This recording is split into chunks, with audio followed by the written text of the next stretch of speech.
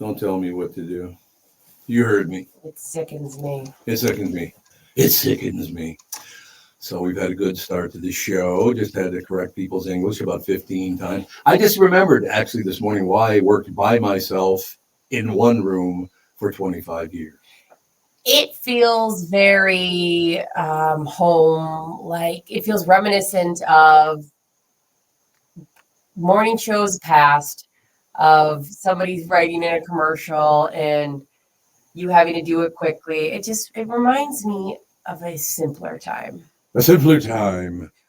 No, we had to do 7 corrections, which I thought was terrific. It's a lucky number. And I'm from now on going to call them AJ and JA because that's what happens in our commercials.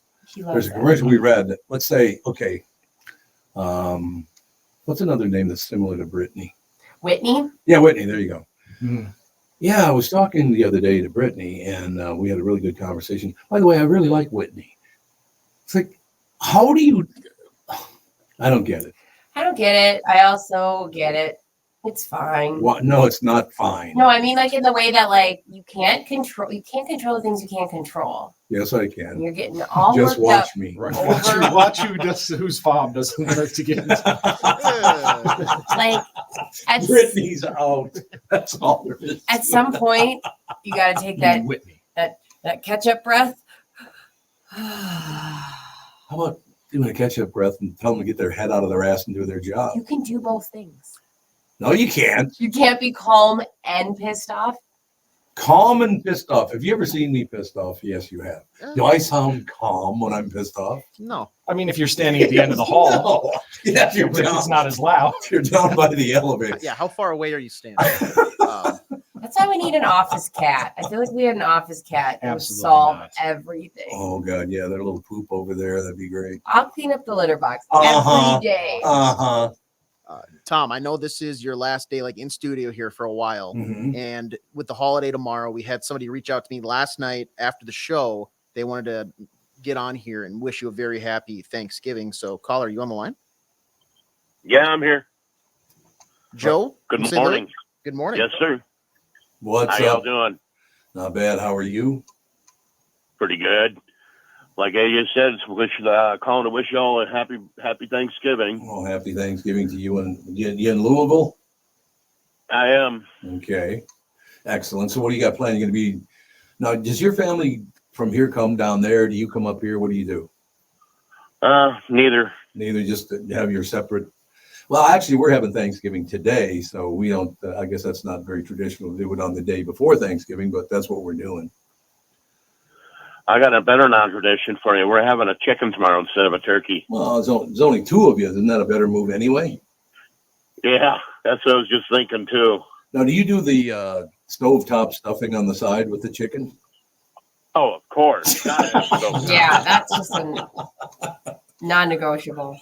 It really is. Right. No-brainer. See, I got to be honest with you, Joe. If you had chicken with the stuffing and then a little corn on the side, We're actually going to have mixed vegetables. Nice. Oh, aren't we high tone? Oh, okay, we get it. You're better than us. Well, considering my health condition right now, mixed vegetables would be a lot better for me than just corn. That's a good thing. I'm glad you're thinking of it. But in any case, sir, have a magnificent Thanksgiving and appreciate your support for all these years. Year after year after year, Joe's always been there. Yeah, and if anybody's going traveling this weekend, please come home safely. Absolutely. Thanks, Joe. Have a good day, sir. Thanks, you too. Bye. Joe from Louisville.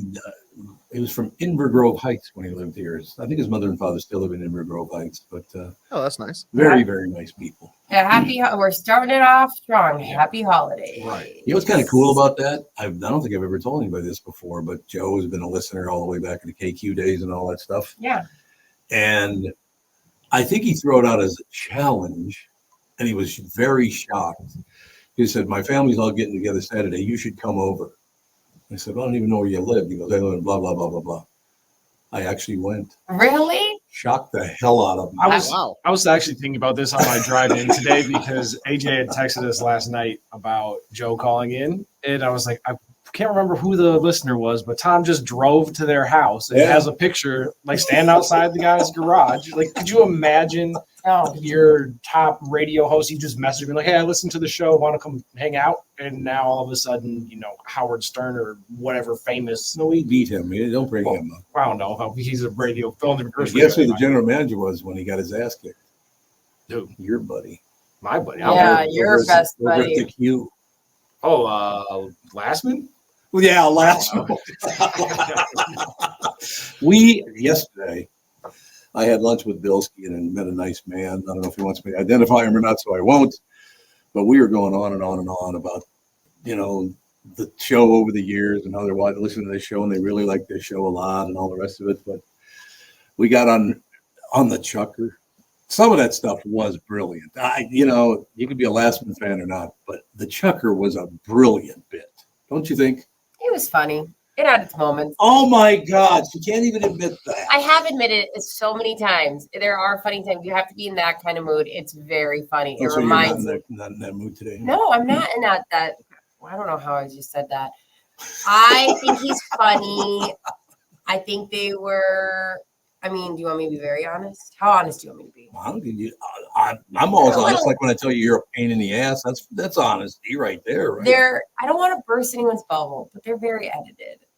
Well, of course they are. But that's fun. It was funnier back in the day when they weren't very edited. Like when he tried to do it back in 2018, 2019, they just didn't land. But the old ones are hilarious. The old ones are great. Agreed. And I will never argue the opposite point of that. And just him straight up when he was doing the what was it called, the call of the day or something like that. He was really good at that. I haven't talked to Lassie in a while, but we were just talking. They were talking yesterday at this lunch about when he showed up at this guy's house who was working on his car. Yeah. The neighbor called and said, "Hey, would you go over and haze that guy? He's working on his car right now. Tell him that he hit my son with his car." Oh my Which God. is total BS, right? And that's the one thing about Lastman. He will do anything for a joke. He will which is pretty funny. I mean, he will. So he's over there and he goes, "Are you Bill Berditzman?" "Oh, yes, I am." "Bill, I'm over here because we've got a problem." "Oh, what's the problem?" He goes, "Apparently you had a little accident yesterday and you just totally ignored it." He goes, "What are you talking about? I didn't have an accident." "Well, maybe you didn't feel it because you hit a little kid with your car." Jesus.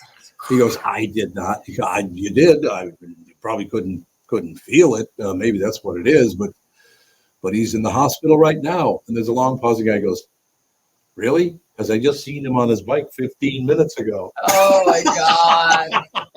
That's a weird joke. The way it was carried off was brilliant. Was it though? It was. All right, we'll get away from somebody you don't like. No. Because if you don't like him, I'm going to be honest. Also, brilliant is a strong word. Like it transcends. Oh my God. Are you two going to do this again? No. Okay. This is the only qualm I have with it. And you would totally, you would understand this. If somebody told me I hit a kid with my car, immediately bawling. The guy knew it wasn't true right from jump. Okay.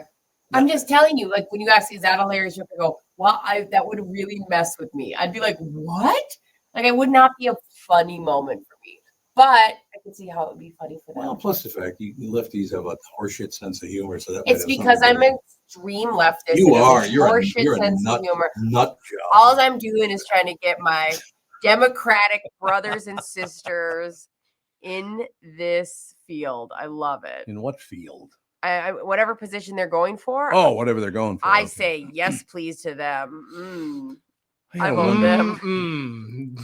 Now, see, I had a wonderful day yesterday. Did you? Because I went out and got they found I do not have melanoma, which I really like. That's what this is for. It covered up the little thing they took off. So, like Brittany wanted me to die of horrible cancer, I'm not going to. So that's good. The first thing I said, I was like, "What's on your face?" Because nobody had acknowledged it, and they were like, "Oh, I screened for cancer," and I was like, "Are you going?" And you said, "Well, I don't have cancer." I said, "Thank God." First thing I said. No, you didn't. You said, "God, I was hoping." That's what you said. I thought he was just going with the modern day Nelly look. I have no idea what the hell you're even talking about. A little hot in here. Nelly, you don't remember the rapper that used to wear the Band-Aid as a fashion statement? Hell no. I hate rap music. I've told you that 800 times. It's the worst music ever recorded, and it took the place of R&B. It's I would say rap music is the musical version of the Chucker. Brilliant. Oh God. There's no discrimination there at all, is there? God, get away from me, all you. I'm going home early today. No, you're not. You're gonna do the show because we've got a lot of fun people on this show. Yeah, we certainly do. No, I just did realize why I worked from home by myself for so many years, because I would come in and there'd be 70. There were 7 mistakes on commercials I read this morning. I pre-read them. 7 mistakes. How?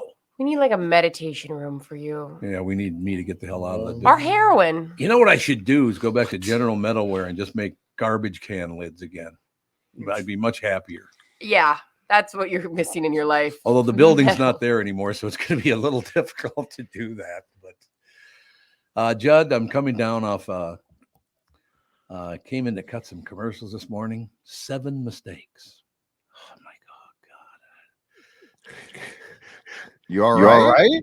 No, I am not. Now I got to put up with her bullshit, so it's making it even worse.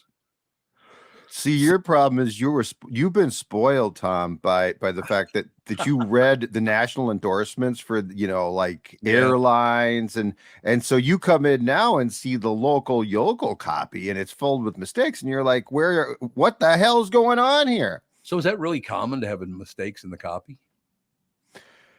I've found with our copy for our shows, I really don't read the scripts. I just take a few things and make stuff up about what I like about the product. So that's a good idea. I've never been a big fan of, I'm not especially good. I mean, not to kiss your ass, but you did national endorsements and read scripts for a long time and did it very, very well. I've never been really good at reading scripts like that. I'd rather just freelance it. To tell you the truth, and I was asked that question just a couple of weeks ago, and I have no idea why I can do that. I have no clue. I just can. Isn't that weird? Well, and the pipes combined with the pipes, like that. Yeah, exactly right. So, would you change your voice for certain reads or no? And by voice, I mean the octave and stuff. Yeah, because once in a while they want me to talk up here like this, so it didn't have that raspy deal down where I normally talk. Okay. And then other times they wanted the rasp even bigger. So, no, it was great. It was a wonderful way to live. And then, of course, a certain party in Minnesota destroyed my career by calling me a racist. That was nice, wasn't it? Oh, that's another story. Way to bring up another story. I'm trying to be positive here. I was trying to be really positive, and it's the day before Thanksgiving. We're going to have our Thanksgiving today. Thank God. It's good. Nice. No question about it. But in any case, ladies and gentlemen, Judd is with us. I do not like what Justin Jefferson said at all. What's that? Which part? He was complaining about, I don't know. Apparently he gets text messages from fans going, "Hey, could you get in there, man? I really need you. Need you to play." And he said, "I don't really give a rat's ass about your," what do they call that? His fantasy football team. That's exactly what he should say. F off with your fantasy football. Because Justin Jefferson wants to win a football game more than anybody wants to win their fantasy football league. But it doesn't matter. It's a fantasy football league. Who cares? Exactly. So don't text Justin or DM or tweet Justin Jefferson or any NFL player. "Oh, you lost me 20. You lost yourself $20 by not placing the correct bet." I agree. Justin Jefferson would love to stay healthy and play. You maybe could work the waiver wire better, and you can get past the injury. There's a waiver wire? Yeah, if the Vikings... God, I didn't even know that. If the Vikings can find a way to go on a winning streak in real football without Justin Jefferson, you can figure out a way to go on a winning streak in fantasy football. See, I've never played that. Is it that hard to play? No, it's not hard. No, it's just a bunch of drunk idiots that are picking players and then get mad and tweet at them. I'm third in my league right now. That's fine. I'm in a fantasy football league too, but I don't tweet at players when they have a bad game. I was trying to convey that's how big of a joke it is. Yeah. So it wasn't attacking you at all. Well, that's the thing too. Is like it's the people that are in like the $20 league that are like, "Get out there, or else I'm gonna like do whatever to you." It's like, they don't threaten them, do they? I've seen enough. Okay, well, seriously. There's some bad stuff out there. Yeah, I did not know that. Now I am on Justin Jefferson's side. I thought they were just kind of going, "Hey, man, I can't wait till you come back." Oh no, they're like, "Hey, you really?" They're like, "You need to get out there right now because I have $20 riding on this." Yeah, they're harassing him. Yeah. Oh God, never mind. On Twitter, yes. Yeah. Like he's like, just stop with that. I think it was was the week 2 loss to the Eagles. Alexander Madison retweeted some of the stuff because he made a couple of mistakes in that game. He retweeted the stuff he got, and it was the most vile, racist, and that didn't have to do with fantasy. Yeah. That had to do with you cost my, supposed quote unquote Vikings fans upset that he had cost them the game or had made mistakes. And he decided to retweet about Tevin, about 2 or 3 of them. And they were just brutal. Yeah. You hear stories all the time from players where, some unhinged fan will, I'm going to come to your house and drag you and your family through the street. People are insane. You know what's great about this? Last time I was on social media was 11 years ago, and I'm really, really happy because it sounds like it's gotten even worse. I hate that. You're going to run your mouth at me on a typing it on a little screen, are you? Right. Okay, they're tough guys. With no name, too. So, these names are all, fabricated things. And so you are completely anonymous when you do this. And they literally, do they actually threaten? Do they approach threatening? It's 100% threatening. Yeah. Jesus. Yeah. What happened? Oh, yeah. I'm saying it again. I said it before, and I'll say it again. You need to shut down all this bullshit. There was a Browns player a couple years ago, I believe, that I think it was a fan tweeted at him and, was "you're terrible, whatever, I'm going to beat you up" type of thing. And he responded with the address to the practice facility. There you go. You can find me here. Come on over. 5 days a week for practice. Feel free to show up. See, I'm really glad this came up because when you had such a reaction, I'm like, well, it can't be that. It's that bad. It is. It's that bad. And it's every racial slur you can think of. And, they do honky? Yep. I'm going to, do something. Honky is nothing in that world. Yeah. Are you kidding? So that seems like a compliment. They're begging to be called honky. See, that's the part of the world I'm really, really glad that I just, because toward the very end, when I stopped drinking, I also just said, I can't be doing social media or whatever, because I would literally, I'll see you out in front of KQ in 10 minutes. That's how it was fun. And of course, they never showed up. But I didn't know it's gotten this bad where they're threatening, but when they're hurt. Yeah. Yep. Yeah. Let's just say that drinking and the various social media platforms that exist, probably mostly Twitter, are not a good combination. You know what's interesting about that? I just had this magnificent experience yesterday. I went out to, Pat Ebert's twin brother, Mike Ebert's a great doctor. He's one that takes care of me and all this stuff. Does a great job, wonderful family, the whole deal, right? Mm-hmm. So I'm on my way out there to see him, and I wanted to stop by the Lunds there in Minnetonka and just pick up a couple of things. So I had like 3 small items, and I come up behind this woman, and she's got her basket of groceries and all the rest of it. And she said, well, why don't you go in front of me? I said, well, you sure? And she goes, well, you've only got 3 things, so why don't you just cut in front of me, right? Uh-huh. And I said, you know how nice that is of you to say something. Everybody now, every time they open their yapper, it's some negative piece of turd, and they wouldn't think of helping you. An example, there was a guy in the very same store that very same time I was there, walked right in front of me, almost ran into me, didn't even bother to look at me and say, I'm sorry. Didn't even bother. Oh, yeah. You see, that's the stuff I think. Let's get back to the. Mm-hmm. No, I was going to say something. I can't say it. Never mind. It was murder. So in any case, but I had this great exchange, right? Yeah. And yes, that's great.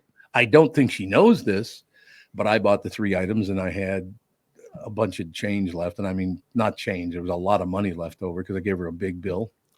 And I said, would you do me a favor? She couldn't hear me at the time. I said, just hold on to that and pay for her groceries. She goes, what? I said, I want to pay for her groceries. She's a very nice woman, and I want to congratulate her for being so nice. And you would have thought that I was giving her $5 million because people just aren't nice anymore. You see what it does? Being nice. You see the reward she got? She was a sweetheart. I'm letting everybody in front of me from now on at the grocery store. I'm crossing my fingers that somebody pays my bill. Yeah, I actually now just follow Tom around the grocery store. In line, yeah. I allow him to merge. I allow him, when we're sitting there in traffic, I'm like, hey, Tom, get in front of me, in the hopes that he will say, you know what? I'm going to get you a new car, Judd. But you know what's so great about that is I'm carrying the wonderful feeling with me today. An entire day later, she was so sweet and so nice. Oh, look, I don't want to hold you up. Just go in front of me. And it was just very sweet. So you pay it forward, you pay it back, whatever you do. Yeah. Just having that in my head going into Thanksgiving, I was very grateful. People are not, what do they do on Thanksgiving when nobody's grateful anymore? Sleep. Watch football, Tom. There's 3 games tomorrow. It's the greatest. It's a great day. Yeah. There's 3. Yeah. Well, and that's just professional. There's a college. I think there's a college game or 2 tomorrow. Yeah. Tomorrow's a great sports day. Colleges still have football teams? I didn't know. Well, they're professional football teams. I misspoke. But yes, they play as a supposed amateur team. No, I meant who the hell would want to watch a college football game if you're from Minnesota? Yeah, no. Yeah. We have a semi-pro team that operates out of the. Yeah, exactly right. No, but kind of the opposite of your pay it forward to the lady that lets you cut. I saw a story where somebody was in a drive-through and it was like a double lane, and the person to their left was like cussing them out or something like that. Oh yeah, and through the car, like they got into some sort of altercation. So like car to car. Yeah, car to car. Oh Jesus. So the first, like the car that was on the right pulls forward, and they get to the payment window and they go, "Hey, I want to pay for the person behind me," right? And so they're like, "Okay, cool, whatever." Goes to the second window and they go, gets their meal, and then they took the meal that they just paid for the person behind them. So the person behind them now had to go all the way back through the line. And see, now that's good though. That guy had it funny. coming. I was like, oh, that's awesome. But that guy had it coming. Yeah. You know, pain in the ass. But just the pettiness of, and then that person getting to the first window and be like, oh, that's nice. Like, I kind of feel bad now. The person in front of me paid for me after I cussed them out. And then they go there thinking they're going to get their food. Nope. Not at all. You just made my day much better. I'm in a better mood now. that's great. That's a smart move. Look, I implore you. I've been carrying the thought of that woman allowing me in front of her. It was very sweet, and it made my day. And of course, I was going to pay it back. I guess it was a bit confusing at first because maybe people don't do that. But I am very happy today because of what that woman did yesterday. Isn't that how life's supposed to be? Well, I also think though that because the problem is the jerks stand out so much. Like you see them on. There's a lot of good people. Like there's a lot of good. We just don't really talk about it or focus on it because it's not as engaging, or it doesn't make headlines as much. But I think that we sort of lose sight of the fact that the world's always been this way. It's just because it's now more consolidated and smaller because of the forms of communication that the jackasses stand out way more than they probably used to. Don't you think? Yeah, the people are a lot meaner than they used to be too. I mean, the example what you guys are talking about, I didn't even know that fantasy football got that hideous. But they've always been there. They just didn't have the outlet to scream, yell, and threaten behind a name that's not theirs. So I think people, I don't think the world's really changed that much. I think our forms of the way of communicating it, and because again, the jackasses can now stand out. I think that's the difference. I really do. Yeah, I don't know. Politically, though, let me run. Yeah. That's politically. It's that. Let me. Yeah. I'm going to take about 30 seconds of your time because I am very serious about this. I do believe that Fox and CNN are all members of the AWA. Okay, and they get together before every day and go, okay, you guys over at Fox say something really horrible about Biden, and then we'll come back and be anti-MAGA Trumper, and then what? It's so bad now that it seems to me they're literally planning together what they're going to, because they both make more money doing that. Absolutely, they do. They do. I think this stuff is rigged. I think they set it up in advance. I really do. Interesting. Well, you know what, too, though, if you think about this, because sports falls into the same trap, it's just that it's not as polarizing, probably, because sports can't be. But you think about these debate shows, right? Like it's the same thing. Like you take one side, I'll take one side, and we will disagree. And it's going to make if the yelling is deemed to be sufficient enough, it's going to draw viewers and thus advertisers. Hey, I got a question. Have you guys seen this new Minnesota flag thing? Yeah. Yep. Yeah. Why are we changing our flag? I asked the same thing. You're late to the party, Judd. We got there's a Indian on there, or Native American on there, and then a guy plowing the field that he just stole from the Native American, and so everybody's up in arms, and we're switching it to. I think they're down to the final 6. Oh, Today? that's why. They are. Okay, so we deem the old one to be offensive, Yep. and the new ones are awful. There's not a good one they Horrendous. submitted. They're They're all horrendous. stupid. It looks like I made it on Microsoft Paint. Yeah, all there of you them. go. There was one that wasn't that bad. Out of the 6 finals, Yeah. they're all the same. I mean, they all look exactly like they're all. It's the same colors. I just wish I'm not mad at them. I'm fine with them. I don't care if they were hanging up. I have no emotional whatever. But I wish they would have picked some that were a little bit different color scheme. Yeah, Like I like doing Amen.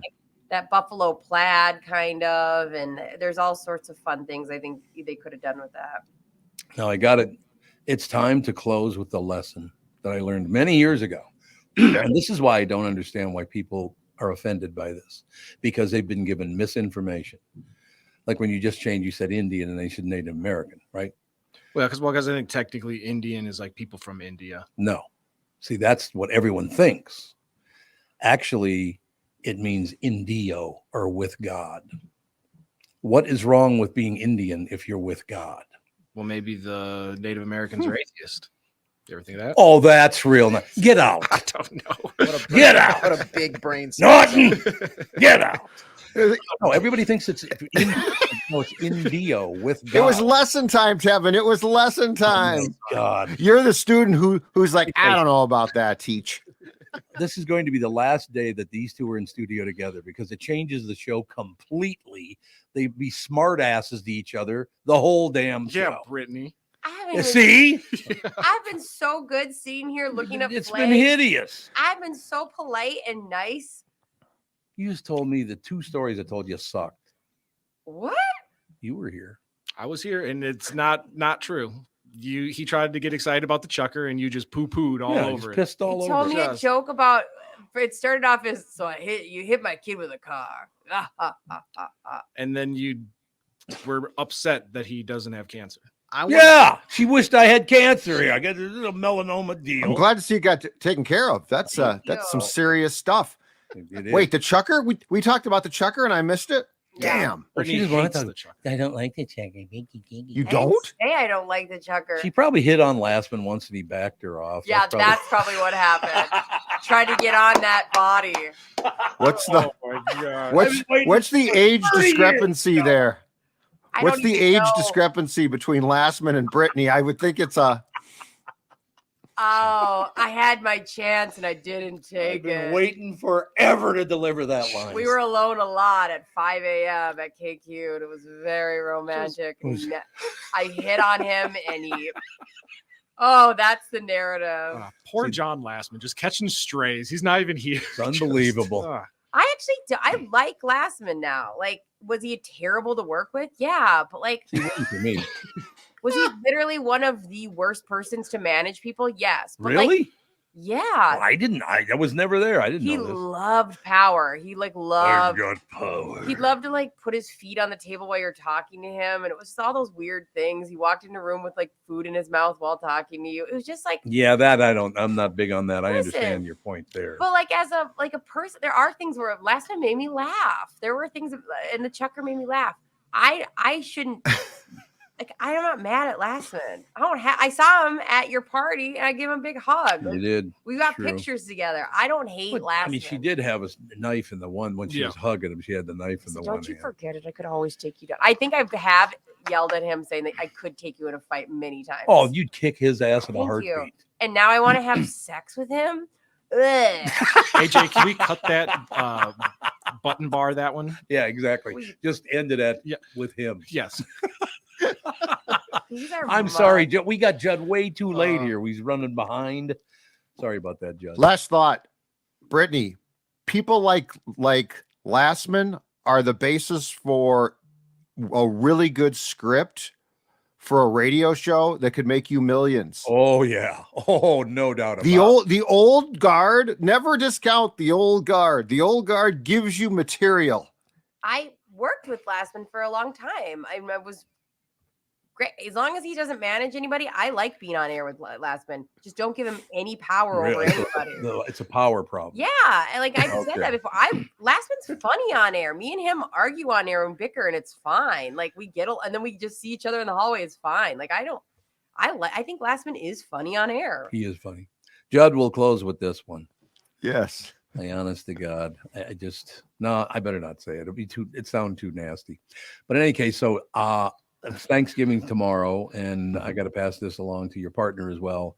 I am thankful to be working with you guys. You guys are terrific, very, very supportive, and look forward to many, many years of working with you, pal. Definitely. And a great Turkey Day to all of you as well. And I will talk to you next Tuesday, right? Thanks, Judd. Yes. Oh, Monday. Right. It's not Monday. It's Tuesday. No, Oh, yeah, that's right. Tuesday. Phil's Monday. I'm Tuesday. I've already lost my way. That's okay. My brain's fried. Have a great one. I'll talk to you guys Indeed. later. All I have to say is Happy Thanksgiving. what are you laughing at? Yeah, what are you laughing Oh, at? I was going to ask him if Eggert's going to be on because he wasn't on TV today, so I don't know if he's going to be on the show or not. I don't think Judd and Chris interact all too much. And I'll say, No, that's probably true. I'll message him. well, he's not in the waiting room right now on No, he's StreamYard, so I'd assume he's So he's probably not going to be on. mailing it in today. We will find out. We'll take a break. Be right back in a couple of minutes. This is probably the most bizarre half hour of radio and podcasting I've ever heard in my entire life. This will go down in history. History. Don't you think? First story. Oh, God. Here we go. Do you even consider that? I considered. You ever hear the word fired before? Yeah. Go away. Leave me alone. Get away from me now. You know what would happen to me if I got rid of you? My family would never talk to me again. That's why I don't fear your empty threats. Because My Catherine would come in empty here so quick.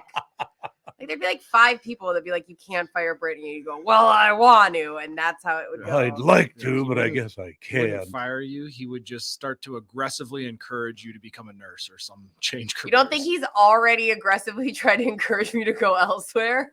Yeah, like she's going to graduate. I'm not. We do have to take. God, what a show! It's a rather aggressive show for a day before Thanksgiving, don't you think? Yeah. Yeah. We shall be right back. Let's take a second to talk about my bank, North American Banking Company. Just saw Bilski yesterday. He's doing very well, which is great.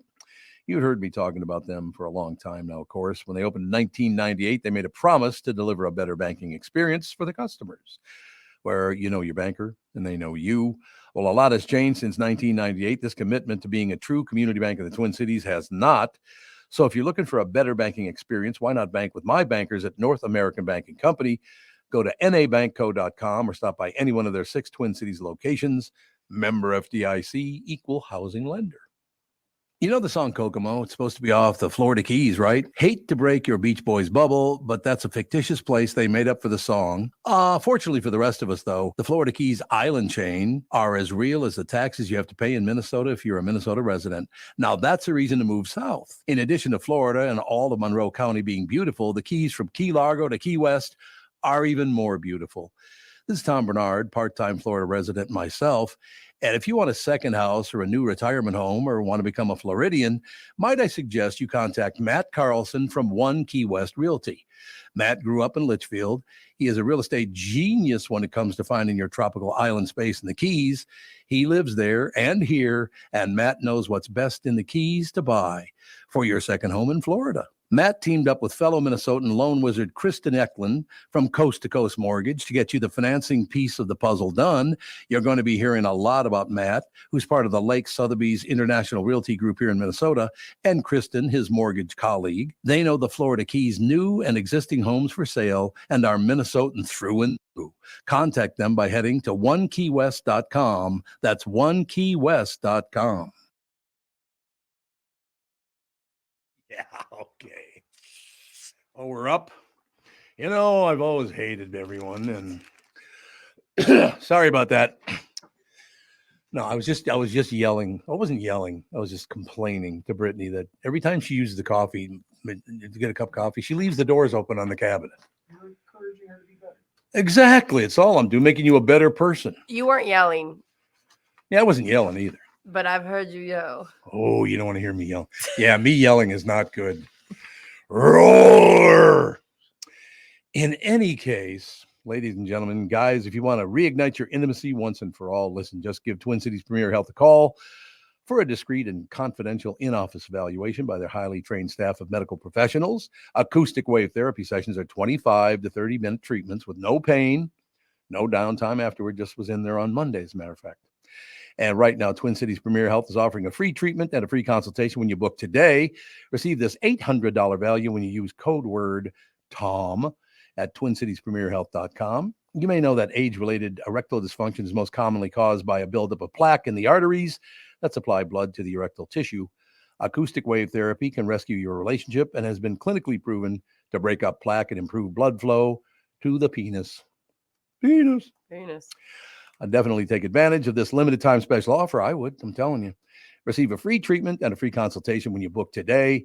This is a savings of $800 when you use code word TOM at TwinCitiesPremierHealth.com. I wouldn't recommend a service like this unless, of course, I knew they could help you. Are we back? Yes, we are. There's no question about it, ladies and gentlemen. Back. And we're just talking about yelling, and most people have never heard me yell. Well, they haven't hung out with you very long. They must not know you at all, as a matter of fact. As it turns out, ladies and gentlemen, it's Thanksgiving tomorrow, and we usually do Chris Eggert News here, but apparently his leg is not the only thing that's missing. Oh, What do you think of that action? I saw him post a photo on Instagram yesterday. That was funny. And he was like, his X-ray? Yeah, his X-ray. And That is it's not funny. growing back. It's like, No. that's awesome. Was that you that told me about that? No, I didn't, but Somebody did. I didn't see it. I'm sure Catherine or somebody did. So remember, like it was like 6 months ago, he's saying how they get new news coats all the time for when they do the reporting. They have these big winter coats that they get new KSTP 5 news, jackets and coats. Right. And I said, well, what do you do with the old ones? Because of course my mind goes to I want it. I want it. Yeah. And he goes, I usually just donate them. I don't really have anything to do with them. Oh, really? And I said, can I have them? Can I have them? So yesterday I went to the building, and in my cubicle there are these giant KSTP. Why do you have a cubicle? It's not actually mine. I was gonna say, what the hell? I didn't want it's Low J's cubicle. I just sit in there when they're so I go to like my little nook and cranny where I keep 4 pencils.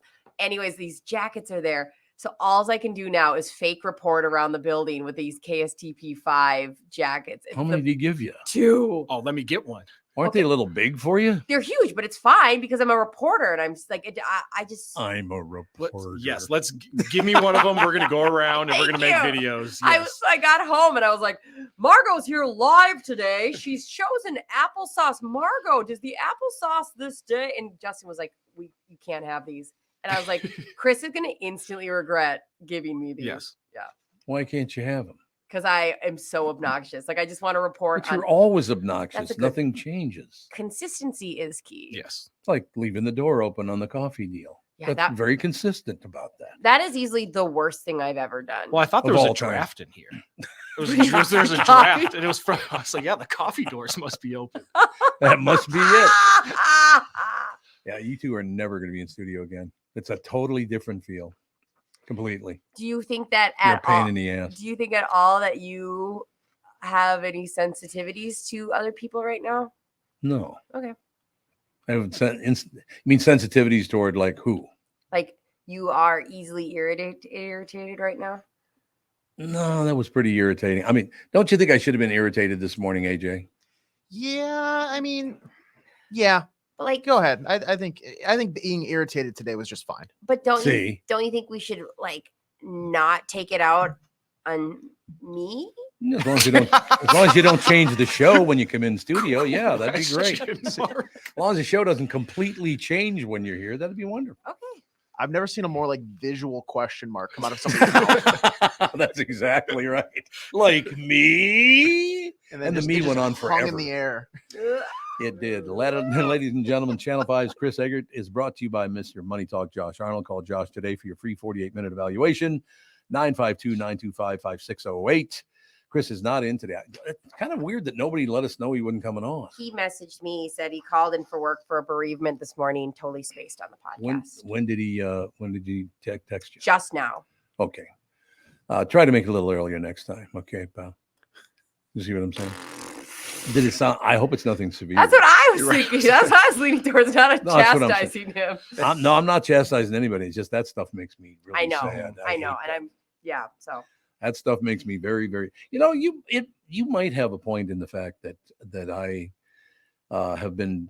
We had a guest on earlier this week, talked a lot about childhood and the things that happened there, and I went and saw my brother for the first time in 15 years, and so maybe that stuff's hanging in the back of my head. I think you're right. I think that's very self-aware to mention. And also, like, it's okay. I love you. Oh, who loves you more than me? That's what I want to know. Now get out. I knew it was going to go full circle.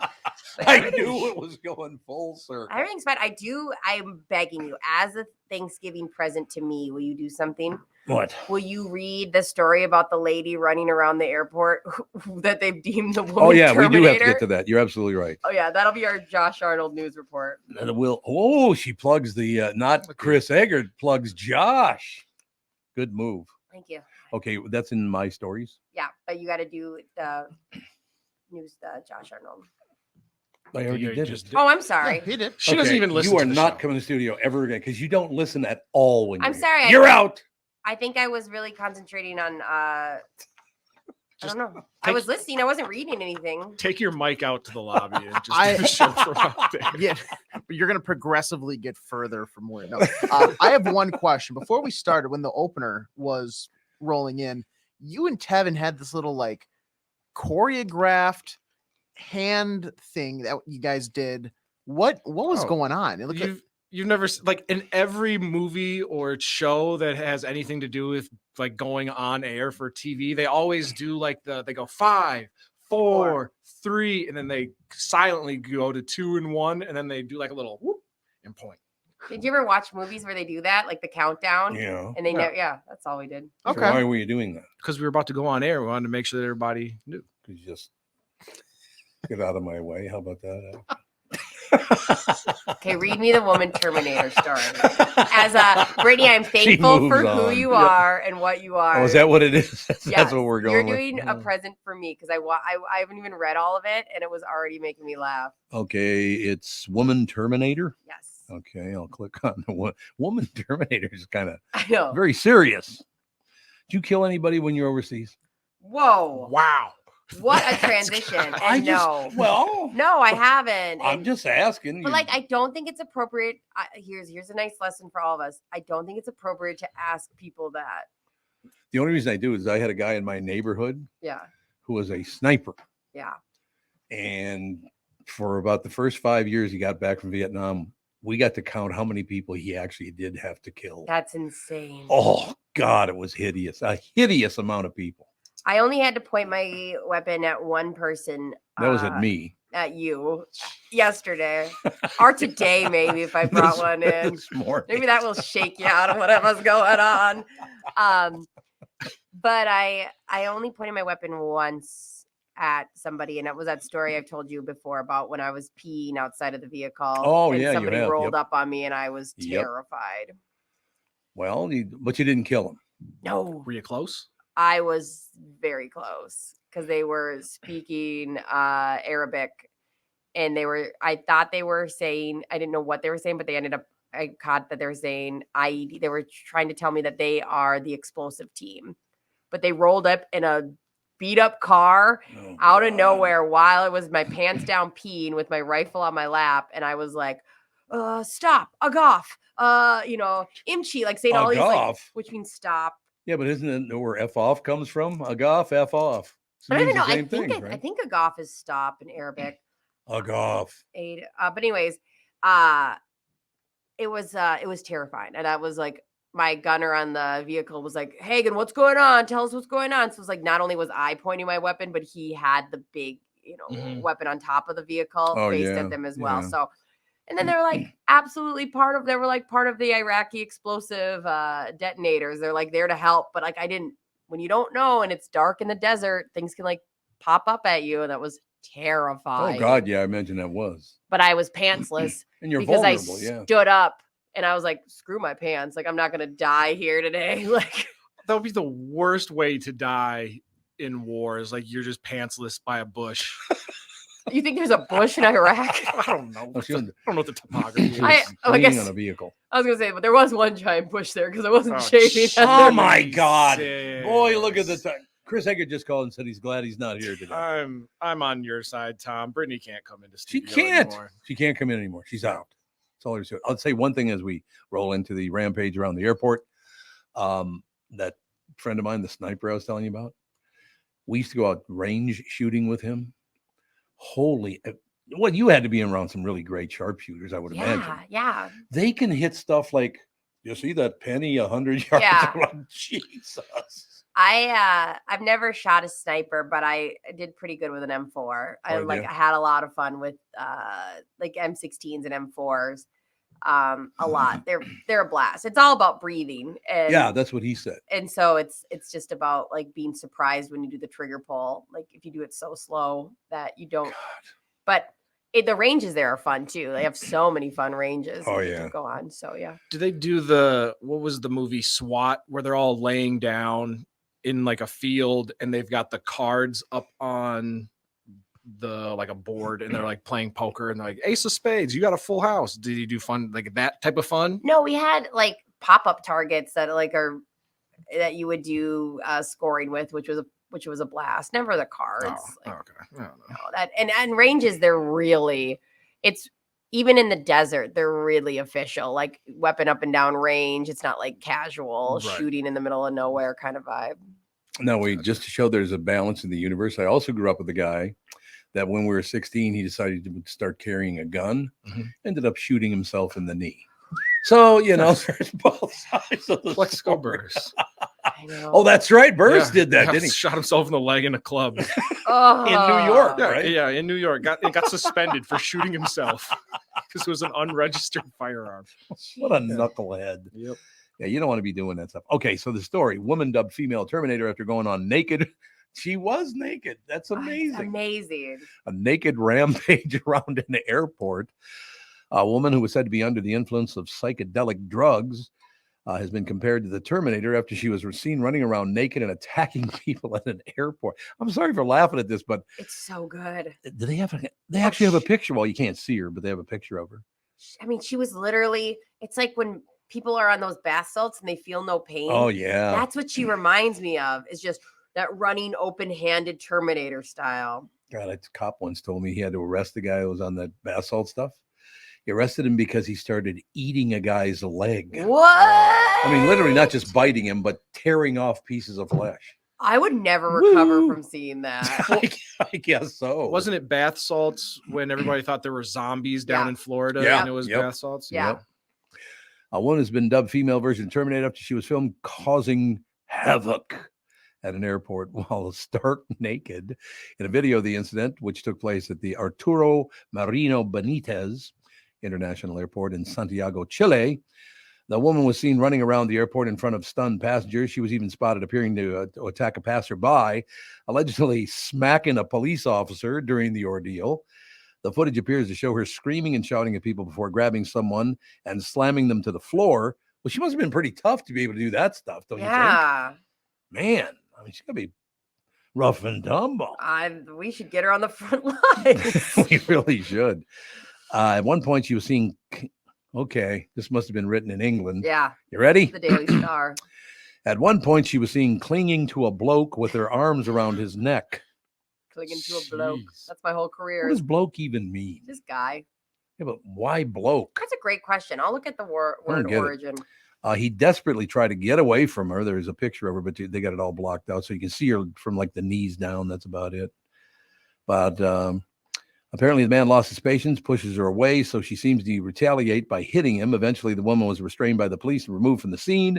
She reportedly tested positive for alcohol and drugs, but an investigation into her wild antics. I said wild antics. Havoc.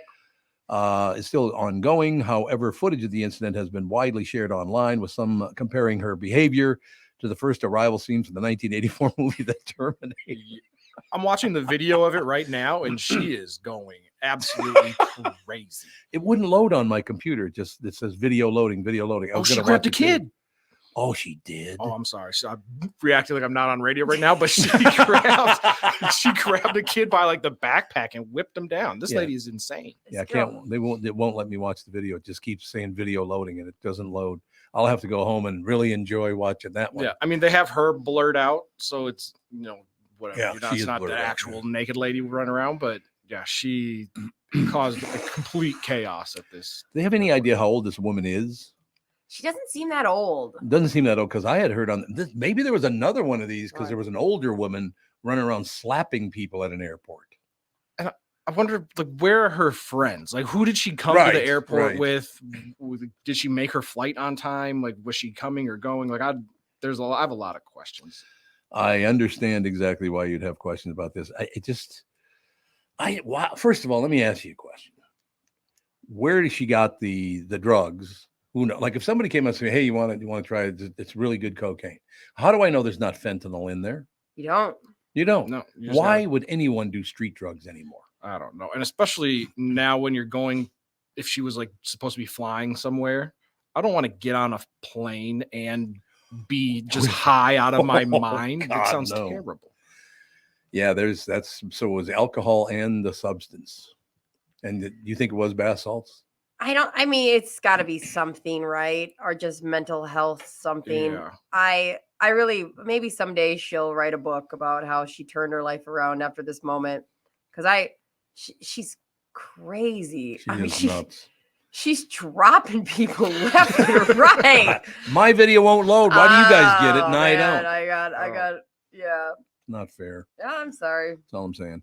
All right, we got to take a break here. Be right back in a couple minutes, ladies and gentlemen. You all have helped support My Pillow, of course, and their employees in these tough economic times. Mike Lindell knows this and continues to give back to listeners with great deals on his most popular products.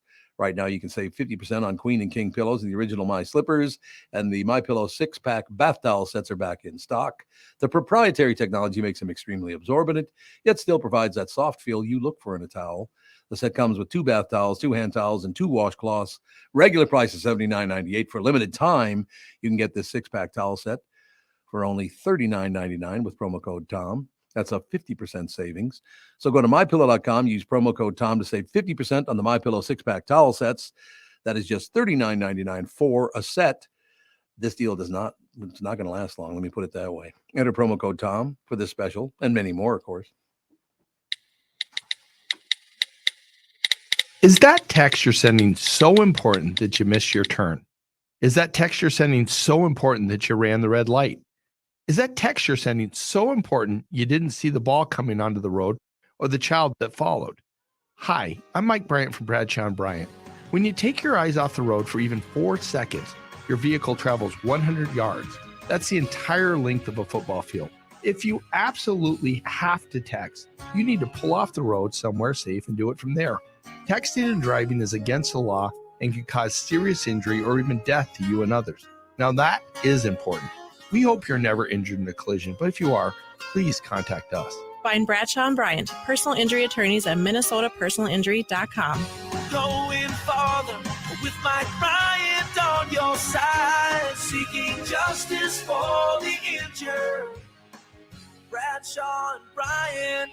You need to know a guy for your auto repairs, legal issues, banking, and more. The same goes for investment advice. You need a guy to help you be successful, someone you can trust who gets results. Well, I got a guy for you, Josh Arnold. Josh gives you straight talk, not sugar-coated advice about your financial situation. Josh has seen it all when it comes to economic and market conditions, and Josh can make sure that your retirement objectives match your investments. Do yourself a favor and call Josh now for a no-obligation 48-minute evaluation. You've got nothing to lose, and you'll get a different point of view for your investments. Call Josh at 952-925-5608. That is 952-925-5608. You'll be glad that you did. And tell him his guy, Tom, sent you. Investment services offered by Josh Arnold Investment Consultant, LLC, a security investment advisor. Past performance is no guarantee of future results. All investments involve risk. All comments and opinions are Josh Arnold's and do not constitute investment advice. Tom Barnard is a paid endorser. You know the song Kokomo? It's supposed to be off the Florida Keys, right? Well, I hate to break it, kind of your Beach Boys bubble. It's a good way to put it. But that is a fictitious place they made up for the song. Fortunately for the rest of us, the Florida Keys island chain are as real as the taxes you have to pay in Minnesota. if you're a resident. Now, there's a reason to move south. In addition to Florida and all of Monroe County being beautiful, the Keys from Key Largo to Key West are even more beautiful. This is Tom Barnard, part-time Florida resident myself. And if you want a second house or a new retirement home, maybe, or want to become a Floridian, may I suggest you contact Matt Carlson from One Key West Realty. Matt grew up in Litchfield. He's a super real estate agent when it comes to finding your tropical island space in the Keys. He lives there and here, and Matt knows what's best in Key West to buy for your second home in Florida. Matt teamed up with fellow Minnesotan from Sartell and Alexandria, too. That's right. We were talking about that with Kristen yesterday. Kristen Eklund, who's one of the top mortgage brokers in the country from Coast to Coast Mortgage. She'll get you the financing you need to buy a home in Florida or in Minnesota. Matt's part of the Lake Sotheby's International Realty Group here in Minnesota. And Kristen, his mortgage colleague, lives and works in the Keys. So they both know the Florida Keys, new and existing homes for sale, and are Minnesotan through and through. Contact them by heading to onekeywest.com. That is onekeywest.com. We are back, ladies and gentlemen. Is Dave ready to go? Dave Bielke joins us, ladies and gentlemen, because I have a couple of questions. And that's why I like this time of the year. Well, the holiday season, but this is a big one because it starts in basically at Halloween and goes for 2 months to New Year's Eve and all the rest of it, New Year's Day. So, Dave, my question is, and the reason I wanted to talk to you about this, when you're in the holiday season now, from today, it starts with everybody traveling. It's one of the most busy traveling days of the year, correct? It's my understanding it is the biggest, busiest day. In fact, I'm traveling today. Oh, so you are traveling. Okay. Well, then. Yeah, I'm at the airport right now, but yeah. Okay. So when people look, there's a great part. I love Thanksgiving. There's no question, go with the Christmas and go with New Year's and all the rest of it. I love all that stuff, but do people get weirder once that whole Thanksgiving thing begins and they're going to go for the next 2 months or maybe even Halloween? Is it a busier time for people like you? It might be a little busier. Okay. A lot of things come together and, so I think people, they realize, they're a little more frantic and doing the same thing after the first of the year. Then, people say, hey, we got to start, taking care of whatever we need to do. So I think it relaxes much after the first of the year. I think things do get frantic. Yeah. And I'll tell you a little story here that, so I do just workers' compensation, but I have secretaries that work for me that have previously worked for other attorneys together, that they were in the same office. And one of them was a family law attorney. And they said they hated the holidays. They said people would be coming in and screaming because it brings emotions, both good and bad, to another level. So people come in, they're crying, and they want, then there's like visitation things that, he's supposed to bring him over on the day before Christmas, and he said he won't bring him to Christmas, so they want a judge's order. And I don't do any of that law, but this is years ago before they worked for me. They worked for a family law attorney. They said they hated the holidays. It brings good emotions, to a higher level. It also brings bad emotions to a higher level. Yeah, there's no doubt about this. Does alcohol have a lot to do with that, do you think? I'm sure it does. Yeah. Yeah. You got the drunk uncle there, Yes, I do know. As a matter of fact, on the phone with now live Dave Bielke, brought to you by Bielke Law Firm. Heard at work. Dave Bielke goes to work for you, taking care of your workers' comp injury claims and denials. Go to bialkelaw.com. Tell them Tom sent you. So, yeah, I mean, the reason I even brought that up, Dave, is because people should, keep a watchful eye. And once that intake level of alcohol gets to a certain point with the people around, it might be time to go home, right?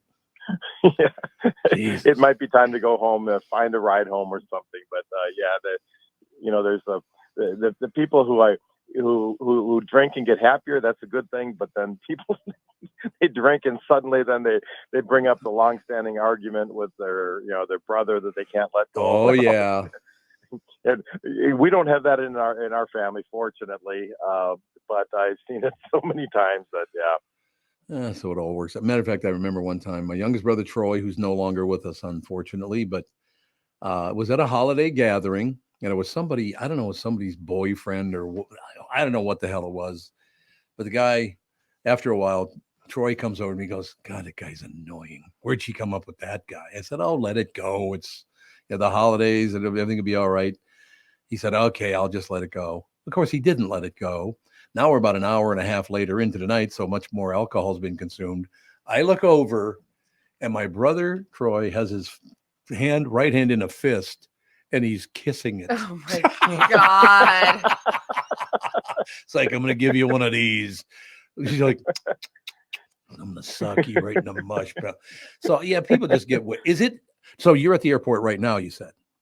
Yes. It's supposed to be the busiest travel day of the year. And they said it's even going to be bigger this year because more people can get away. I guess, after a couple of years of COVID and all the rest of it, that people are traveling a lot more because they have a chance to travel. Is that you finding that so far this morning? No, we were Really? actually surprised at how, it looks busy, but it doesn't look unusually busy. So I'm not sure what to say about that. It looks like a normal weekday morning. We got through security very quickly, and because they say that the Wednesday before Thanksgiving and the Saturday after Thanksgiving or Sunday after Thanksgiving is very, very busy at the airports. Mm-hmm. I think that's just the way it is and all the rest of it. But yeah, well, that's what they say. But to me, my experience here this morning has been that it's just like on any other Wednesday morning. That's terrific. Because so far it's been a pretty warm. It's going to be cold tomorrow, and it's not exactly toasty right now either. It's one of the coldest mornings so far this year, and it could be a hell of a lot colder. I've seen Thanksgivings where it was in the 60s and Thanksgivings where it was nearly below zero. So, but I just there are a lot more problem with personal injury and things like that. People getting hurt, like delivery guys.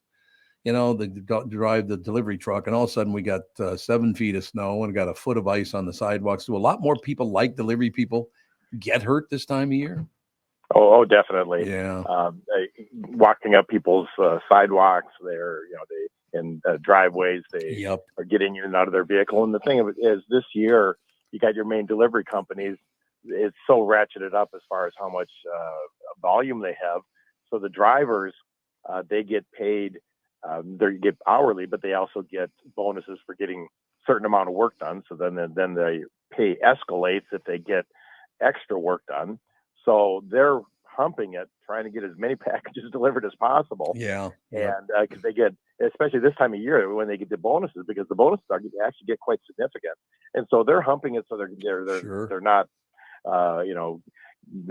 getting in and out of the truck like they should. They're just jumping out and they're running up driveways and slipping and falling people's driveways. And so I've dealt with a lot of that over the years. So to long answer to your question, yes, there are more injuries this time of year. It would seem to me that it's obviously has to be the case with all that slipping and falling on the ice and in the snow and all the rest of it. I do have to ask you don't have to tell us exactly, but so where are we headed for the holidays? Well, sister and I are traveling together to a different sister's down in Florida. Oh, that's nice. So we'll be there. And my wife is in Columbia as we speak right now. And I'm joining her on Friday, and then we're coming back on Monday. Well, that's terrific. So let me take a guess. You're going to the west coast of Florida. No, actually the Panhandle, Tallahassee. Oh, I like Tallahassee. That's good because Minnesotans they love that west side, man, that Marco Island area. And it's beautiful. Don't get me wrong. Sanibel Island, all those places. But yeah. My sister lives down there. It's not like a vacation home. I mean, that's where they live. She and her and my brother-in-law retired there years ago. So they retired where he worked in Tallahassee, and they live in a very nice area, and they really like it there. So it is terrific. And I'll get out of your way so you can continue your day. But as I've told Judd already this morning, and I'll tell you, and I would have told Chris Egert as well. I am thankful. I'm grateful working with you. It's great. And Chris Egert's just a wonderful guy to work with. So Thanksgiving is very important to me and my family. So thank you for all your support and spending time with us on the air once a week. I appreciate that, Tom. You and yours have a great holiday as well. All right. Have a magnificent holiday. We'll talk to you next week. All right. We'll talk then. Thanks. On the phone joining us, Dave Bialke, ladies and gentlemen, brought to you by Bialke Law Firm. Heard at work. Dave Bialke goes to work for you, taking care of your workers' comp injury claims and denials. Go to bialkelaw.com and tell them Tom sent you. What popped into my head and why I asked him about, because as soon as that ice is out there, those delivery guys get hurt a lot. Oh, I bet. I literally, for the people watching the video, we lived on kind of a little hill, Mhm. and this delivery guy, and I don't know why the hell the sidewalk was so damn slippery, but he's carrying this package. He steps on the sidewalk. The package goes up in the air, and he's doing this all the way down. Oh He's no! like, "Ah." He went he didn't fall down, but he went all the way to the bottom of the hill. Oh. That's when you can just get your package from wherever it happens to be, because I'm not going back up and trying that. Not happening again. And in Fargo, I don't know if they still don't do it, but when I was there for college, they wouldn't put salt down on the roads or sidewalks. It was all just sand. So it's still slippery as hell, Yeah.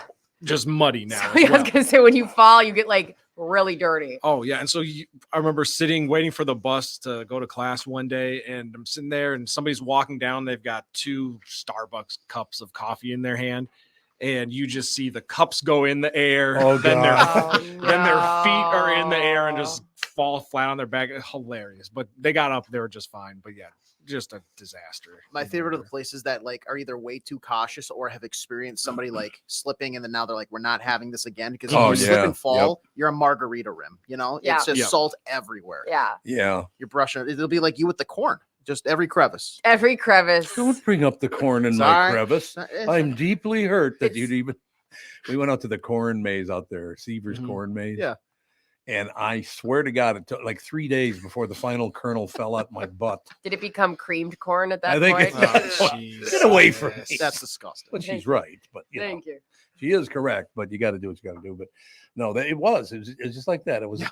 Well, there's one here that I didn't know. Then there's another one there. Like Jesus. I was very thankful that GoGo was like, I don't know what this is, and I'm not that into it, because I had a feeling we'd be pulling those out of her diaper for days.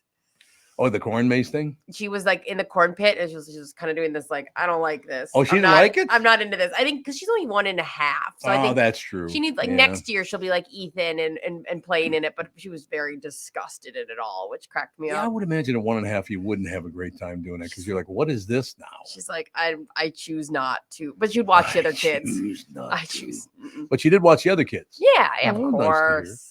Well, that's a good thing. I'm glad to hear it. Right. Yeah, are you excited? You get to see your family today as the whole group together. That's super fun. I do love it. There's no question about that. I love getting together with the family and hanging out. We're going over to Alex's house for a pre-Thanksgiving dinner. That's which is great. It's awesome. kind of no. It's I do love this time of the year. There's no question about it. But boy, that traveling on the Wednesday before Thanksgiving. I know. I don't think I've ever. I don't think I've ever flown anywhere for Thanksgiving. I've taken the Amtrak for Thanksgiving before.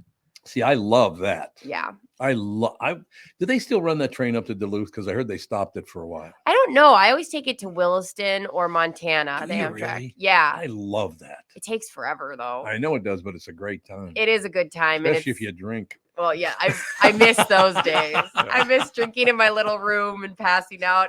You're so cozy, and you look outside, and it's like an Iceland out there. And oh, It's one thing about living in New York I love. There were trains to everywhere. isn't that so nice? One thing that Minnesota sucks at, and I know we're trying to fix it, but it's like I don't know if we can. Oh, here we go. Here we go. Is transit like if you don't Yeah. have a car in Minnesota, you're screwed. Oh, you are screwed. Well, they got the bike path. Oh, that's a good point. I got Yeah. that. In January, I'll remind myself I can technically bike to work from Eden Prairie. Hey, Tom, I'm in Bemidji and I've got my bike, I'll so be there soon to keep the show going. I'll be there any minute now. No, is that unusual for somebody to like? I love train travel. It's very comfortable. I dream about that.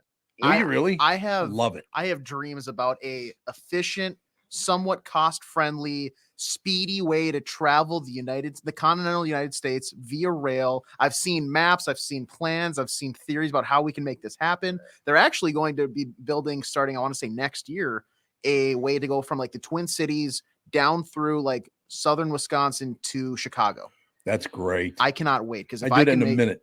if I can make a weekend of like going and catching a Cubs game Yeah. out at Wrigley Field, come on Yep. back. Oh, a dream. Yep. I really thought you were being sarcastic and you were going to go, they're coming up with a way to go from like North Minneapolis to Eden Prairie. Eden And it should Prairie, be baby. done- it should be Right done by next Brittany's year. house. Don't even get me started.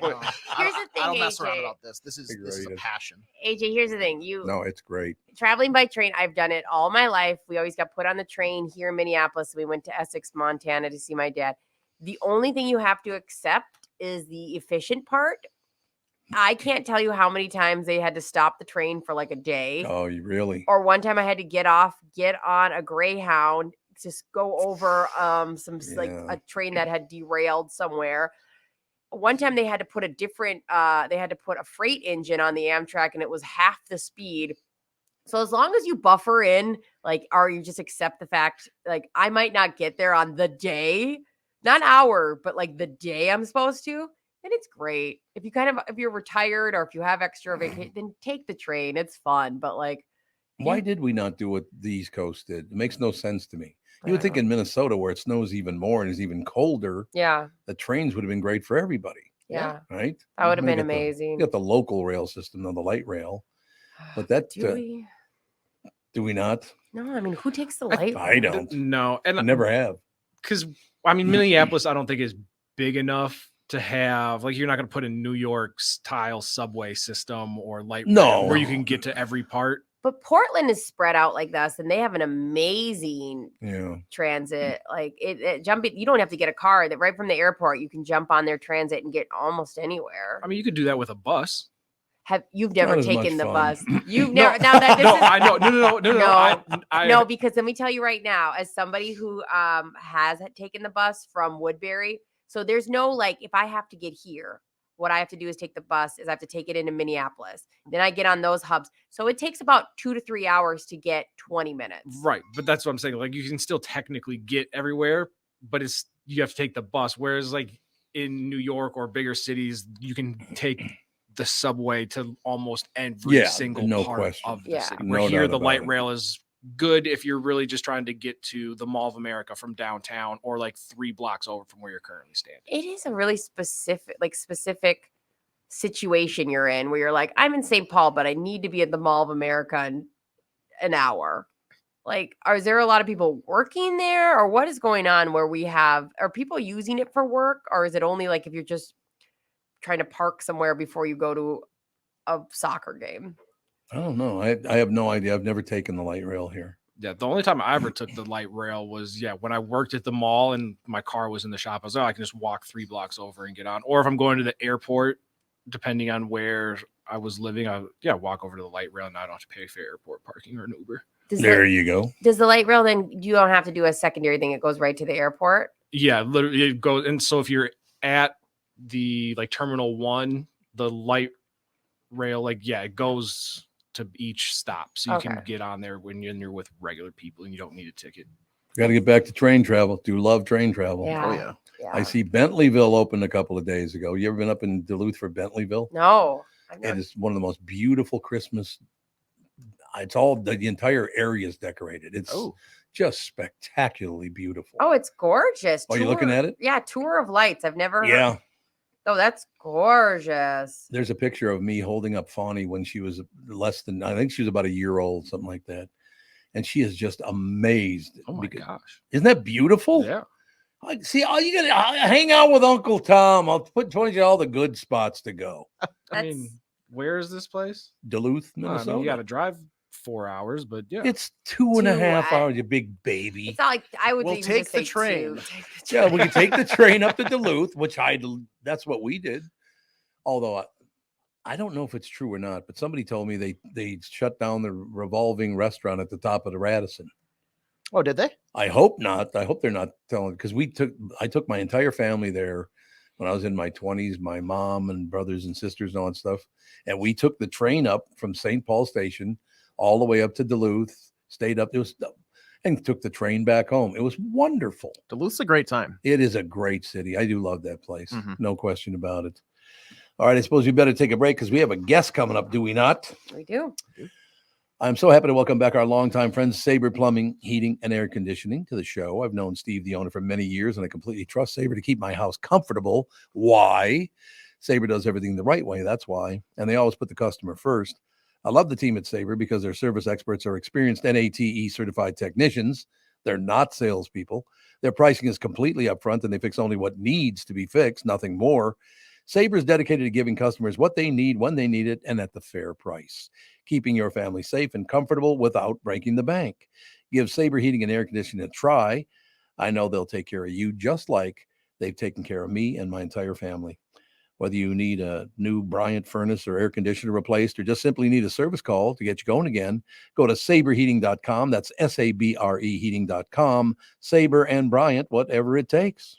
This is Bob Sansevier, and I want to tell you about Dave Bialki from Bialki Law. Dave represented my wife, Mary, when she had a significant workplace injury. She was very happy with the job Dave did. If you have a work-related injury and have Dave represent you, I'm betting you'll be happy too. Dave is a down-to-earth guy. He grew up in northern Minnesota, rides a Harley, and worked various jobs doing concrete, electrical, plumbing, roofing, and carpentry work. Dave works for people with work-related injuries. If you work construction, or anywhere for that matter, and you're hurt or even just hurting, you should talk to Dave. Let's face it, our bodies wear out. If your body is worn out from work, if your knees or back or shoulders hurt from things you do at work, do what Mary did. Call Dave and talk to him about it at Bialki Law to set up a free initial consultation. The number to call is 763-571-2410. That's 763-571-2410. Or visit bialkilaw.com. That's BIALKE law.com. You need to know a guy for your auto repairs, legal issues, banking, and more. The same goes for investment advice. You need a guy to help you be successful, someone you can trust who gets results. Well, I got a guy for you. Josh Arnold. Josh gives you straight talk, not sugar-coated advice about your financial situation. Josh has seen it all when it comes to economic and market conditions, and Josh can make sure that your retirement objectives match your investments. Do yourself a favor and call Josh now for a no-obligation, 48-minute evaluation. You've got nothing to lose, and you'll get a different point of view for your investments. Call Josh at 952-925-5608. That is 952-925-5608. You'll be glad that you did. And tell him his guy, Tom, sent you. Investment services offered by Josh Arnold Investment Consultant, LLC, a security investment advisor. Past performance is no guarantee of future results. All investments involve risk. All comments and opinions are Josh Arnold's and do not constitute investment advice. Tom Barnard is a paid endorser. We're back, ladies and gentlemen. Just go. I just go said, ahead. I do want to know this, though, Kevin. Yes. So you felt strongly that one of the 6 flag finalists was something you liked. Yes. I want to know which flag. The top right one. So the one with the 3 lines. The 3 lines and the star. I felt like that one was the least offensive to me. Tom, do you have any feelings on the flags? I think they all suck. Tom says they all suck. They do. Look at it. It looks like you're going to a yacht club or something. Yeah, I see that. Yeah. It What just are you doing? I don't know. It doesn't. Or I would be cool if they just did the dark blue and the star. Yeah, that'd be without the fine. yellow parts. Yep. I don't know. I'll go with you on that one. There they are. Those are the 6 finalists, correct? Those are the 6 finalists. Which weren't originally, it was supposed to go down to 5 finalists. Yeah. Right. And so they're already just not doing what they were supposed to be doing in the first place. So what did happen? I'll tell you because I watched some of the meeting yesterday. Oh, how boring was that? It was the most boring thing I've ever done in my life. I would rather have been at the DMV and post office at the same time. Watching their meeting was terrible. But I did feel like I was part of government yesterday, and that was pretty depressing. Oh, you were stealing our money to give it away to other people so they'd vote for you? Is that why you felt like you're a member of government? Yeah, she's now running for city council. Yeah, she probably is. I wouldn't doubt it. No question about it. Let me know when Andy's ready to go, if you would. Yeah, I am. I'm still waiting on the call, but You got it, homie. keep an eye on the line. I went with homie. What do you think of that action? He is your homie. Okay, 5 Thanksgiving foods you can and can't carry on a plane. You can't carry some Thanksgiving food on a plane? Technically, unless it's soup, you can carry anything you want on it. You can't do soup? Not good advice. I don't What do you think mean? this. If it- You just don't know. You're just saying things. Like, I don't think that's good advice to Like, put you. oh, you can't Well, carry a technically, glass. if it's not soup. Right. No, I'm saying if it stays on the plate and you don't tilt it sideways, you can carry it. You're Like telling me that I could bring a full bird, a cooked bird, on the plane, on a plate. on a Nope. wait, did you say plane is an airplane or Yeah. Oh, Okay, like I said, you two are never going to be in studio again. I thought you Never. said plate. No, as in not going to happen. I was to distract the piss out of each other. It's Tom, amazing. I was so confused. You're a disaster. You just didn't enunciate, and so it's your fault. No, you didn't enunciate. So. I said very clearly plain. I heard plain. Oh, I was like, sorry. why are you so Jesus, he's like, what is he talking about? I just Well, why would you be bringing food on the Thanksgiving food on the plane? Well, it's in the too first late place? to get to Well, it 'cause sorry, we have a guest coming.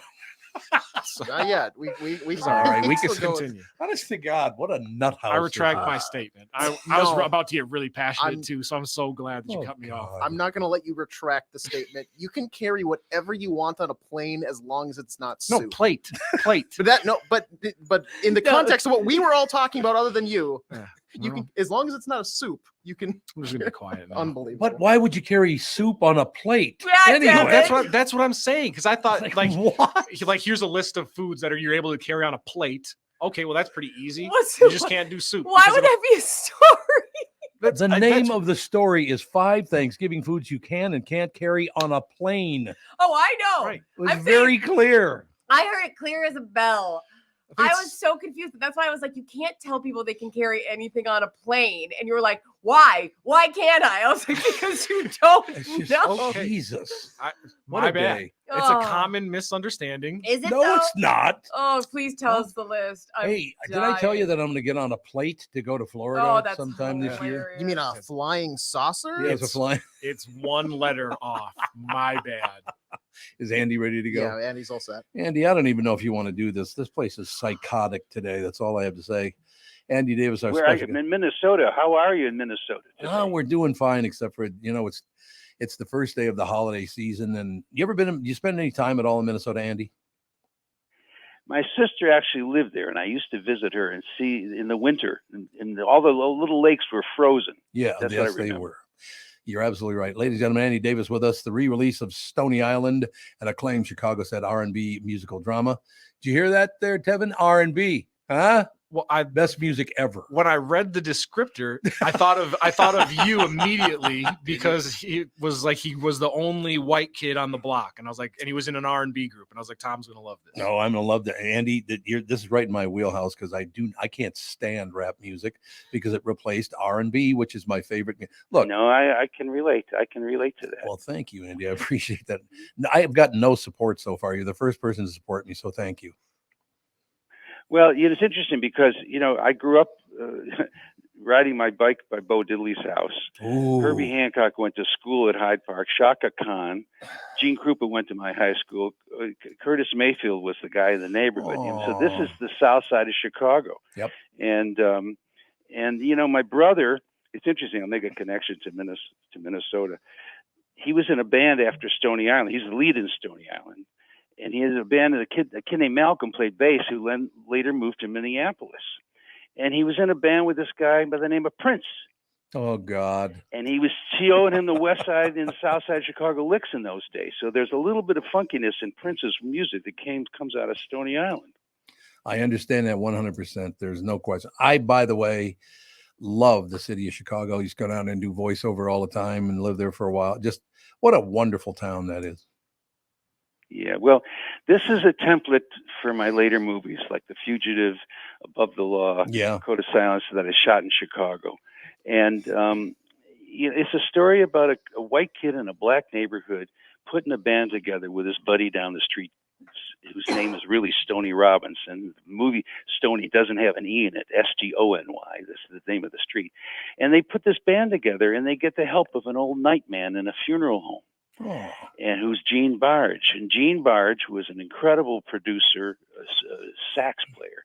He's known as Daddy G, Gary and the U.S. Bonds, Quarter to 3. Play it, Daddy G. That's Gene Barge. His rhythm section at Chess when he was a producer was Donny Hathaway and Maurice White, who later started Earth, Wind, and Fire. Mm-hmm. And so Gene Barge is the mentor to these kids, and he brought the rhythm section from Natalie Cole's first album. And he brought this rhythm section with these raw kids, and we put a band together in 12 days. And it's about the struggles of kids on the south side of Chicago in 78 putting a band together. And there was a young woman who was the daughter of my partner, Tammy Hoffs, named Susanna Hoffs, who was a PA and a little actress in the movie. She wasn't even a singer yet. And Dennis Franz was in the movies in the organic theater. He hadn't yet done any television. It was his first feature. So it's the coming of age of young talent in 1978 in Chicago. God, what a wonderful story that is, Andy. How long did it take you to put this together? A long time. Long because time. because we had to raise $300,000, which seems like a lot of money, but it was nothing to make a movie. Uh-huh. And I had to learn securities laws, and I had to raise money in California and in Chicago with all kinds of characters. And finally, we put it together. And luckily, somebody liked the movie, and they released it in 1978. But and it's the best reviews I've ever gotten, as good as The Fugitive or Holes. And they put it in the theaters, and white theater owners didn't want black kids coming into the theater in 1978. And so they pulled the picture and they renamed it My Main Man from Stony Island. Oh. They tried to sell it as a blaxploitation film, but it's not. And so it sort of fizzled out back in those days. There was no VHS, there was no cable, there was no DVD. You know, if it wasn't in the theaters, you couldn't see it. But the film lived on, and it started my career as a director. And my brother became a studio musician, and so years later, it's got life because it's hip, and kids can relate to these kids back then getting along. And that's a wonderful way to put that. I've talked about this before. I'm of an age where when I was 16, 17 years old, and Andy, you would probably understand this. Some people go, I don't even know what you're talking about.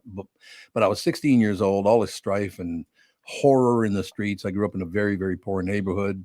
Family didn't have any money or any of that stuff.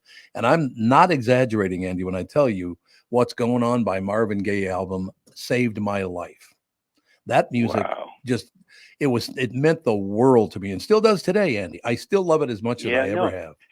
No, you listen to the lyrics from the 70s. Yep. And the civil rights movement and the anti-war movement and stuff like that. And it couldn't be more relevant today. You're absolutely right. And that's why I just love the fact that you're doing this.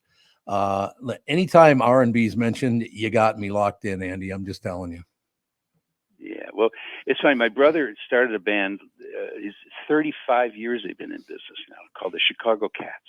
And these are top flight studio musicians, and they find these great young singers to come in and out, right? They play corporate events. They played for Obama's celebration. Mm-hmm. They play for weddings every weekend, right? And they're playing R&B. And people of all cultures, when they get on the dance floor and celebrate to the funky R&B stuff and dance together, that's a great wedding. Oh, there's no doubt about that. As I said, Andy, I spent a lot of time in Chicago doing voiceover and just having a wonderful time. You're a very lucky man. It's a magnificent city. I absolutely love it. There's no question about it. The re-release of Stony Island, again, it's S-T-O-N-Y, no E, S-T-O-N-Y, Stony Island, an acclaimed Chicago set R&B musical drama, arrives on VOD and digital. It's out now, as a matter of fact. And you got to come back. Go to AndrewDavisFilms.com. And you can see the documentary for free, the 30-minute documentary with Chuck D and Quincy Jones about how we made the movie.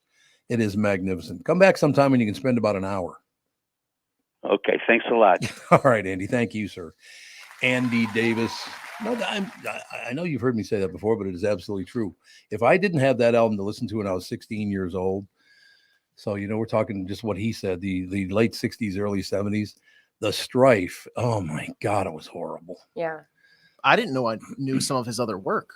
Was that? I didn't know I knew some of his other work. Mean Andy Davis's? Yeah. I didn't know he was in charge of The Fugitive, which is a great movie and one of my favorite childhood Holes. Yeah. Shia LaBeouf. It's a good one. That's a good book. Where they drink the peaches or eat the peaches out of the jar to save themselves from the lizards. Those peaches. Yeah. I need that cream. God, how long ago did that come out? Oh my God. Long time. 2003, maybe? Yeah, it's probably 20 years. Just a rough guess. You're probably right. I would guess you're probably right with that one. But if you carry Mrs. Zabroni up the hill. Mrs. Zabroni. I love that name. 2003 was Holes. Boom. Was it really? It was 20 years ago. Yeah. Oh my God. Time's flying when you're hanging around with your favorite people in the world. There you go. You buying that one? No. What do you mean, no? I mean, yes. I was in such a good mood until then. That's when you took the turn. I'm very, very glad we had him on because I don't know. I just, if you listen to that music, the magnificent singing, first of all, you go run down a list of all the great female singers in R&B. It's the list goes on forever. Yeah. Oh, yeah. It's just, my God, what the hell were some of the names? I haven't even thought about these women in a long, long time, but it just, you sit and listen to them. They just nail the notes. It's amazing. Beautiful. You know what's wild now too is, so I think all of us here, because we bought CDs, listen to an album through and through, but that just doesn't happen as much anymore because you stream random songs. Yeah. But like true. the loyalty you had to an album, and like you saying, "Oh, I love that album. I listen to every song." I know. You just don't hear that anymore. Nope. No. Well, now, because as you're saying with like Spotify, for example, and everybody's streaming, even when artists release albums, Spotify had the default was set to shuffle, and artists were like, no, we're trying to tell a story with our album. And so Spotify actually went back and retroactively was like, now when you listen to an album, it'll just automatically play from start to finish. So that way artists can kind of get the message across or the experience across that they want to. Well, that's a prime example of that would be What's Going On by Marvin Gaye. The whole album is a story. Yeah. Yep. You know, he's telling a story, and it was that album is about every bit of strife in America. It was unbelievable.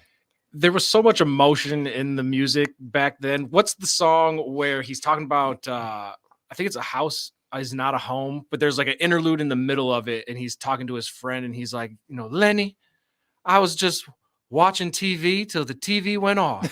It's just like, I think it's a house not a home, but yeah, they would just stop the song in the middle to talk about sitting at home in their house by themselves because their girlfriend just left them. And yeah. No, I'm not going to be able to get Anita Baker out of my head the rest of the day. I can hear her singing in my head right now. You guys, you know who Anita Baker is? Oh, of course. Yeah. Mm-hmm. I just want to make sure because some people might not. She Yeah. hasn't been around in, pre-COVID, I guess. Yeah. No, she hasn't traveled much in it, but what a supreme talent that woman is. And it's definitely, the music isn't lost because now you'll see new music come out today that samples songs from back in the day. And so people are kind of rediscovering the old classic music. And so every once in a while on my timeline, I'll see people like, have you ever heard of this, Al Green guy that, Al Green.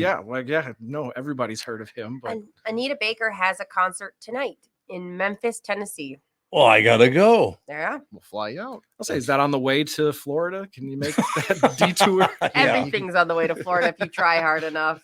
That's about it. That's about the extent of it. No, it is great how movies and audio, music, all the rest of it, it can really, really affect your life if you're paying attention. There are albums for sure that have were very crucial at a time when I needed them. Like I never got the experience of listening to records, but like I would say CDs. I remember, man, there were CDs I would have in my jacket and listen to all the time, or have in my car, and I loved some of those. And you just, to this day, you could put them in and just remember where you were the first time you heard them. You guys have a favorite album of all time? Oh, I'm scared to say well, it. Lawrence Welk, but I don't know which one. No. Favorite album of all time? Yeah. Maybe the White Album or Sgt. Pepper, something like that. Probably be a Beatles album. Okay. I don't know. I never really even thought about that. Do I have a favorite album of all time? No, it probably would be What's Going On by Marvin Gaye. All right. This is a magnificent album. Yeah. Give it a whirl. Honestly, probably it's so hard, but I guess Folklore by Taylor Swift. Get Out. Why is that bad? Well, if you hated Folklore by Taylor Swift, why is that? Why is Taylor Swift if I listen to it and I'm impacted by it? It came out in 2020 when there was no music. It's beautiful music. It impacted me. Why wouldn't that be why should I be embarrassed by that? Because she can't really sing. No, you shouldn't be embarrassed by it. No. Oh, pardon me. Because I didn't say she should be embarrassed. No. You were like, oh, come on, get out. Well, I mean, in history, you go with her. Well, I don't think she's saying that's the best album. No, she said my favorite album, and I have to think about okay, Weezer had a huge impact on my life. I love listening to Weezer. They're not that talented, but I love their CD. Yeah. I love their CD. And then my mom had a CD, like their CD she played when we were cleaning the house. I loved those CDs with these beautiful voices on women. It was like a whole enough is enough is enough. I can't go on. Like I forget which artist that was, but it was like R&B and stuff that we loved that. Mm-hmm. But like my favorite album, that's probably Folklore, Taylor Swift. Right. Because you get like music, it's going to evoke an emotion and make you think of a place. Like Brittany's like, yeah, or a time. And you're like, yeah, it was COVID 2020, nothing else going on. It was just me and Taylor Swift dancing in my kitchen while we're not allowed to go outside. Yeah. Tevin, you got one? Yeah. Like for me, probably my first album or like CD that I ever purchased. Okay, well, I'm going to say this. My favorite, like that I think is the best, would be Jay-Z's The Black Album. Yes. But my first one, like if anybody says, oh, did you ever buy a CD that I think of? Lil Bow Wow. I believe it was called Doggy Bag. No, Puppy Love. All right. But anyway, it was like it hit you. Because I was at the time probably 8 years old. Oh, yeah. And Bow Wow was like 13. He's a couple of years older than me. And he was like my idol. I listened to that thing. I wore that out every day, start to finish. It had a game. So if you put it in the computer, you could play this random little arcade game. Loved it. Unreal. Absolutely. Is it the best album of all time, Tom? No. I'm just listening. What are you looking at me for? You had that look on your face. Like you're going to both tell me full all of rap shit. It's music sucks. unbelievable. Why It's not is even that? music. Oh, because I could. Yes, it is. I could say, oh, the Beatles, this or that. I'd be lying to you. Like, no, you're telling the truth. I understand, but it amazes me now because I've been looking at this a lot lately.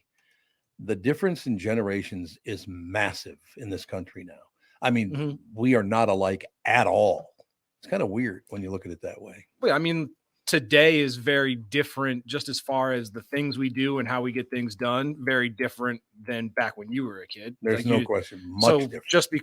I think that is, the main reason when, you as a young kid are going through certain experiences, people are going to make music about those experiences. Whereas today, if your toughest issue that you have to deal with is, AI or what you're going to eat for breakfast, right? You're not going to have as much emotion to sing about or just different emotional things to sing about. You guys have not had as much strife as my generation did. That is true. I mean, having to go through the Vietnam era and having to go through the assassination of United States senators and Martin Luther King. And, you get on the list. Yeah, it's that stuff really does affect your life. There's no question about it. Yeah. And I would say where, you have those moments, you could argue that, 9/11 going through a pandemic and stuff, there's still different forms of, trauma that everybody goes through. 9/11 was huge impact on everybody. I think every generation has their stuff and they have those moments, especially like when you're going from leaving like your teen mindset or your kid mindset into the real world and how that reality of not everyone's trying to be good to everybody is such a terrible revelation that everybody has to have. People are the meanest they've ever been right now. Yeah, and maybe that's a big thing is like we go towards kind of music that makes us feel less scared of everybody or less terrified of the world. That came up when at the beginning of the show it came up that people be texting things to professional player. I never even thought of ever doing something like that. No. And that they shouldn't have to deal with that bullshit. Right. Well, because now, so if a professional athlete, if you're in your mid-20s, so back in the day, like when my parents were in school, bullying was an in-your-face type of thing. You confront your bully and the bully either backs down or you get socked in the face, you brush yourself off and move on. And now it's, even when a kid leaves school, well, now they just get online and you're going to get bullied online. So you can't escape it. And so, it's all just different experiences that people are. So do you think the reason everybody is so damn mean now is because the internet allows them to be? Yeah. Because back in the day, what am I going to do? Write a letter? I hate your guts. Send a telegraph to a kid that pissed him off at school. Morse code. Yeah, a little Morse code. Yeah, they do have to do something with digital. They can't allow people to act like animals like that. It's just disgusting. That's why I never go on it. I haven't been on it in 11 years. No. And the second you try to put regulations in, then you start to get to it's free speech and blah, blah, blah, blah, blah. And there's no perfect. I suppose not. I think the only way you can use it is a tool. It can't be You replaced. just call me a tool. Yeah. Thank you very much. Great Like to be you here. can't use it. It's not interchangeable with social interaction. No, It's a tool for, whatever, reaching somebody or seeing photos or whatever, but it's only a tool. It can't be your whole life. You're right. You can't think that it is interchangeable for human interaction because it's not. I will close with this because I know we got to get going. But the one thing I do kind of feel bad, you guys probably never experienced it. And if you did, you were very, very young. As a kid, when you got your paycheck every week from, being a dishwasher or whatever, I was working at Donaldson's as a dishwasher, 16. If you're going to yawn, could you do it off camera so I don't sound like I'm boring? No, I'm sorry. I didn't have my coffee yet today, so I thought I could sneak one in there real quick. I'm trying to think. I'm looking directly at him. He's like, oh, the story's boring. Jesus. I'll see myself out. Yeah, there you go. No, I forgot. Oh, so going to the, I would leave Donaldson's where I was a dishwasher, go right across street, kitty corner to Music City or Music Land, and just go through all the vinyl. It was phenomenal. I bet that was fun. I still remember there was that CD place. I mean, it was over in Uptown. Was it Cheapo? Oh, Cheapo Records. Yeah. Yeah, there's a Cheapo up in Northtown. Yeah. Oh, is there no? Mm-hmm. You used to just go through all the CDs and like how you'd imagine like, oh my God, this and that. And it was just like this weird world of like, okay, what if I get to pick one right now? What would it be? And a lot of times you don't even have money for that one. So you're just kind of looking anyways, just for if the moment you would have money, what would you get? The Grace Jones story is still my favorite. Happened at Music City. I told you that, didn't I, Tuck? I don't think so. Oh, God, it was wonderful. So I'm like a 16-year-old boy, and I'm over there looking through all the vinyl. And it's just, oh, my God, it's the greatest. And these two young black girls, they're probably 15, 16, something like that. They come in the store, and they're looking at all the albums, and one of them grabs a Grace Jones album. You know who Grace Jones is? You guys, okay. And she looks at the cover, and she goes, this girl is purple. And the other one looks at it and goes, seriously purple. That experience I will never forget. Yeah. Because I was lucky enough to be standing there and listen to these two girls go after Grace Jones. Yeah. That is the one thing that I miss is the album artwork. Yeah. Because now you just put your song online. So maybe you put a picture of your face up there or something. But yeah, when it used to be the whole experience of music is definitely changed. I couldn't agree more. We got to take a break here. Be right back. Timmy Lammers will join us right after this. Is that text you're sending so important that you missed your turn? Is that text you're sending so important that you ran the red light? Is that text you're sending so important you didn't see the ball coming onto the road or the child that followed? Hi, I'm Mike Bryant from Bradshaw and Bryant. When you take your eyes off the road for even 4 seconds, your vehicle travels 100 yards. That's the entire length of a football field. If you absolutely have to text, you need to pull off the road somewhere safe and do it from there. Texting and driving is against the law and can cause serious injury or even death to you and others. Now that is important. We hope you're never injured in a collision, but if you are, please contact us. Find Bradshaw and Bryant, personal injury attorneys at minnesotapersonalinjury.com. Going farther with Mike Bryant on your side, seeking justice for the injured. Bradshaw and Bryant. Guys, if you want to reignite your intimacy once and for all, listen, just give Twin Cities Premier Health a call for a discreet and confidential in-office evaluation by their highly trained staff of medical professionals. Acoustic wave therapy sessions are 25 to 30-minute treatments with no pain, no downtime afterward. And right now, Twin Cities Premier Health is offering a free treatment and a free consultation when you book today. Receive this $800 value when you use code word TOM at TwinCitiesPremierHealth.com. You may know that age-related erectile dysfunction is most commonly caused by a buildup of plaque in the arteries that supply blood to the erectile tissue. Acoustic wave therapy can rescue your relationship and has been clinically proven to break up plaque. Definitely take advantage of this limited time special offer. Receive a free treatment and a free consultation when you book today. This is a savings of $800 when you use code word TOM at TwinCitiesPremierHealth.com. Be sure to use promo code TOM so we get credit for sending you. I wouldn't recommend a service like this unless I knew they could help you. TwinCitiesPremierHealth.com. The Tom Barnard Show is proud to have partners like North American Banking Company, Bradshaw and Bryant, and attorney and advertiser Dave Bielke. I've been advertising on Tom Barnard shows for years. I like Tom, not just because he's a good guy, but because the ads I run on his show bring me new clients that are hurt at work and need legal help. Tommy B works for me. If you'd like to find out more about growing your business with the Tom Barnard Show, go to tombarnardshow.com, keyword partner. Man, that's all I know. We are rocking out. There's no question. What the hell are you staring at the ceiling for? Me? Yeah, I'm sure it's baffling at times, but I'm looking at my laptop. I got the camera here, but I have another monitor here. So, kind of like multitasking. Oh, big shot. Yeah, I'm using a big word, multitasking. So is that literally a set aside studio for you, that room in your house? Yes and no. I mean, it's like a loft sort of area. So I have like the living room below me, but that also means I hear everything that's going on in the house. So yeah, so I have an office technically, but it's open air office, I guess you could say. All right, so we finally wrapped up. What is it called? Under the Banner of Heaven. Oh yeah. Did you watch that? Yeah, I mean, I interviewed Andrew Garfield and Gil Birmingham for the thing, and yeah, it's quite a story, isn't it? A true story, I believe. It is a true story, and it just amazed me. This movie's about the what are they called again? That's not just the Mormons. They're a certain kind of Mormon, aren't they? Yeah. They have like their little factions or whatever. Right. And obviously, take it much more serious than others do. Well, the Under the Banner of Heaven is basically about people who take a belief in God and turn to hatred because of it.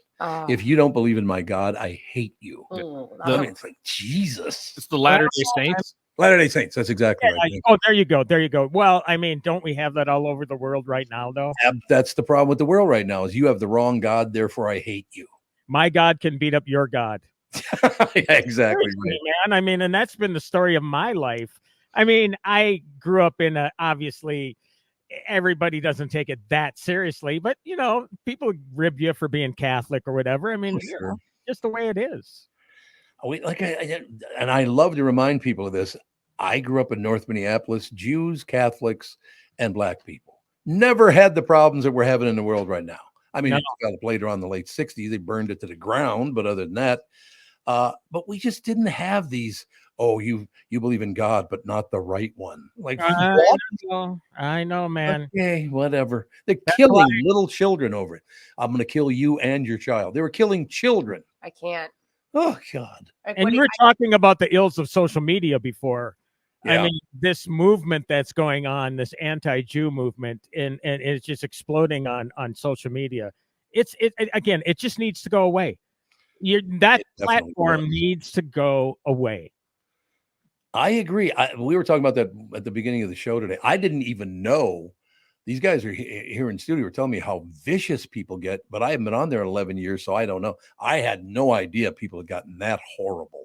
Yeah, it is horrible. It is horrible. So, sorry to remind you, but of course I'm brought to you by. Ladies and gentlemen, Timmy Lammer is brought to you by, what's his name again? It's like some Michael Brent or something. Terry Bradshaw and Terry Bradshaw, exactly. Bradshaw and Bryant, personal injury lawyers seeking justice for the injured. Contact Bradshaw and Bryant at minnesotapersonalinjury.com. Timmy Lammer is brought to you by Michael Bryant, Bradshaw and Bryant. So, you got the intro. Was there another voice on the air there somewhere? What was that? No, could have been my Great Pyrenees talking. Yes, that's what. No, there was a broken signal or something. Somebody thing was unmuted for a second, but it looks like it's all fixed now. Okay. Excellent. Just quickly, Tom, I didn't realize that you and I had the same job at 16 years old, which was washing dishes. Oh, yeah. Dishwasher at Donaldson's department store downtown Minneapolis. Mine was Red's Pizza in Howard Plaza. Nothing wrong with that. I eventually was promoted to cook, so there you go.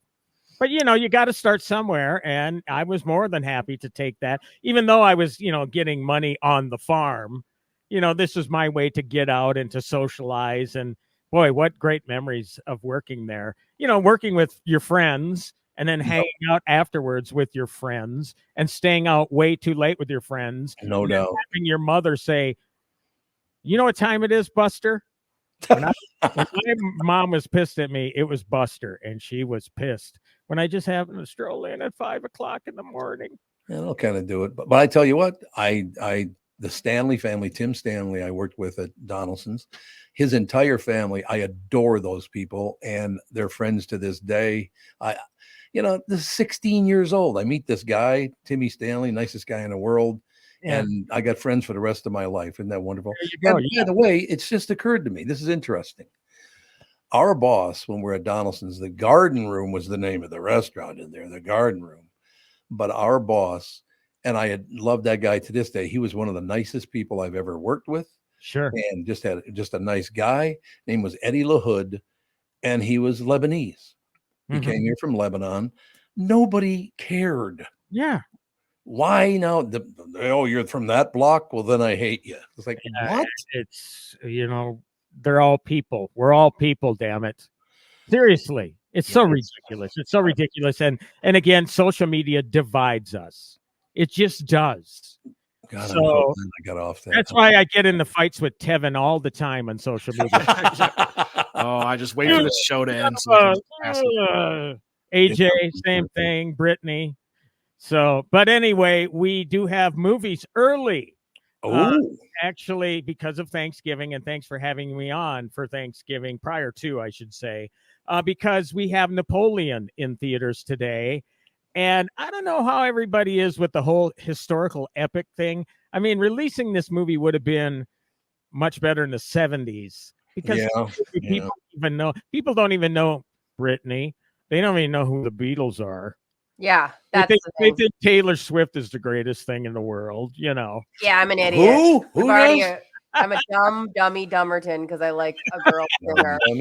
I should like what you liked as a teenager because that's cooler. But you know what? Honestly, I don't care. There were people at this movie in the demo, right? The older demo. The people that used to call them pictures when they went back to see. I call them pictures too. And so yeah, it is for an older demo, but it is a historical epic. It's Ridley Scott, one of our greatest directors out there. It's Joaquin Phoenix, who teamed with him on Gladiator, gave to me one of the most menacing performances I've seen in the last 20 years as Commodus. So I thought, well, Jesus, what is he going to bring to playing Napoleon Bonaparte? And surprisingly, not as much. I mean, yes, Joaquin Phoenix is great, but is he anywhere near Commodus? No. Yeah. Is he near Joker? No. And again, I think that historians, people that are history buffs, I should say, are going to get a lot more out of this. I am into certain aspects of history, and one of them is not the world wars or whatever, but I will say it made me want to look into it, which is always a good thing. When a film leaves you wanting more, even at 2 hours and 37 minutes, Tom, that's a good thing. As a film, I think obviously this would have worked better as a miniseries, right? On the history channel or whatever. I mean, because when you try to pack in 6 of Napoleon's battles of his, and the numbers are all over the place. The film claims 63 total battles. Online, some say 83, some say 60. I mean, there's just a lot of different information out there about Napoleon and his life, and was he really 5'3" or 5'2", or was he 5'6"? And I kind of always went with the misnomer that he was 5'2". So Joaquin, it's like he's 5'8". It just doesn't seem. It's stark. It's a stark difference. But yeah. So there's just so many different facts out there. But when they present it like this, it's kind of scattershot because you have the 6 battles, and then you have the deal with Josephine, which is great too. So interspersed between these battles, these epic battles, is his relationship with Josephine, played by Vanessa Kirby, who's the White Widow in the last couple, I guess, Mission Impossible movies. So, that's a boilerplate description of the movie. It's the battles with his wife, really. But, when a guy had such of a, think about that, being in 60 different battles and surviving them all. That's pretty remarkable. Yeah, no question about that. He actually is a pretty damn good actor, isn't he? There's no question. I mean, he really is terrific. And I think we talked about yesterday on the family podcast that I really had no desire to interview him. I guess he's just a really, really strange guy in interviews. And gets up and leaves on a whim and, different things like that. And then after the Oscars, instead of going to celebrate at the parties, he went to some protest outside some slaughterhouse somewhere, and he was wearing his tux and everything. I mean, he's very unorthodox guy, but we all have our little quirks, I guess you could say. So I'm not going to fault him for that. He has a passion, fine. And if he wants his platform to preach those passions, then fine. But yeah, what we should be really concerned about is how he does on screen, and he's terrific. I just thought that as Napoleon, he would come off more as a madman, and he really doesn't. I mean, he has his bursts of energy and nutso behavior, but I just expected him to be more menacing than what was portrayed. I will tell you, though, the parts that are absolutely brilliant, Ridley Scott, I have no idea, because he did this practically. He didn't just put in CGI or AI characters to fill out those battlefields. He says hundreds. I say, my God, it looks like thousands on the battlefields.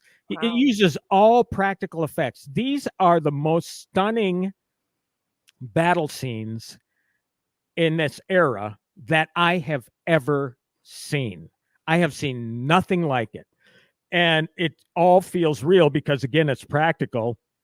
The effects where, unfortunately, a horse is taken out by a cannonball, practical visual effects, and it's stunning. You just know it's real. I mean, it's not, the effects are real. They're not some CGI creation. So, yeah. And then, of course, you get the people getting shot and impaled with the bayonets. And again, the cannons, they launch these cannons, and just the carnage that these cannonballs would inflict on people and places. And it was just amazing. So that really had me stunned.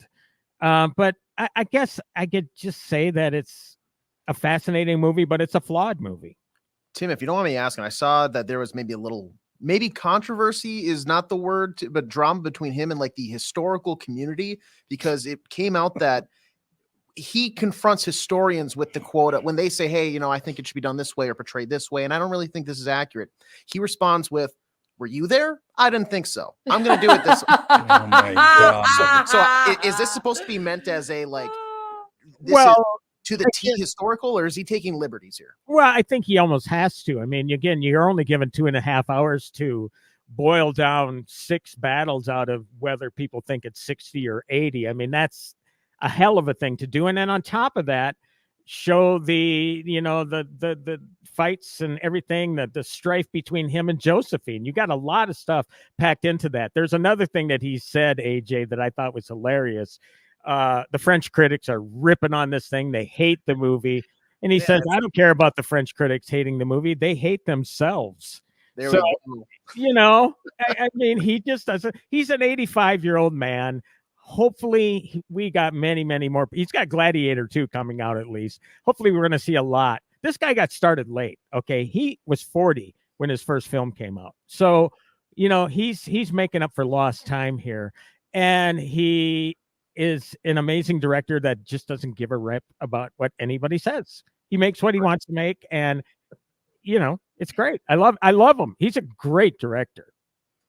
Well, there you have it, ladies and gentlemen. Tim, I've been thanking everybody. I want to thank you the day before Thanksgiving coming on the show. It's great working with you. Absolutely. So enjoy your holiday, pal. Well, thank you. Happy Thanksgiving to all of you. Brittany, Tevin, AJ, all your families, Tommy, you and Catherine and your family. And we will talk next week.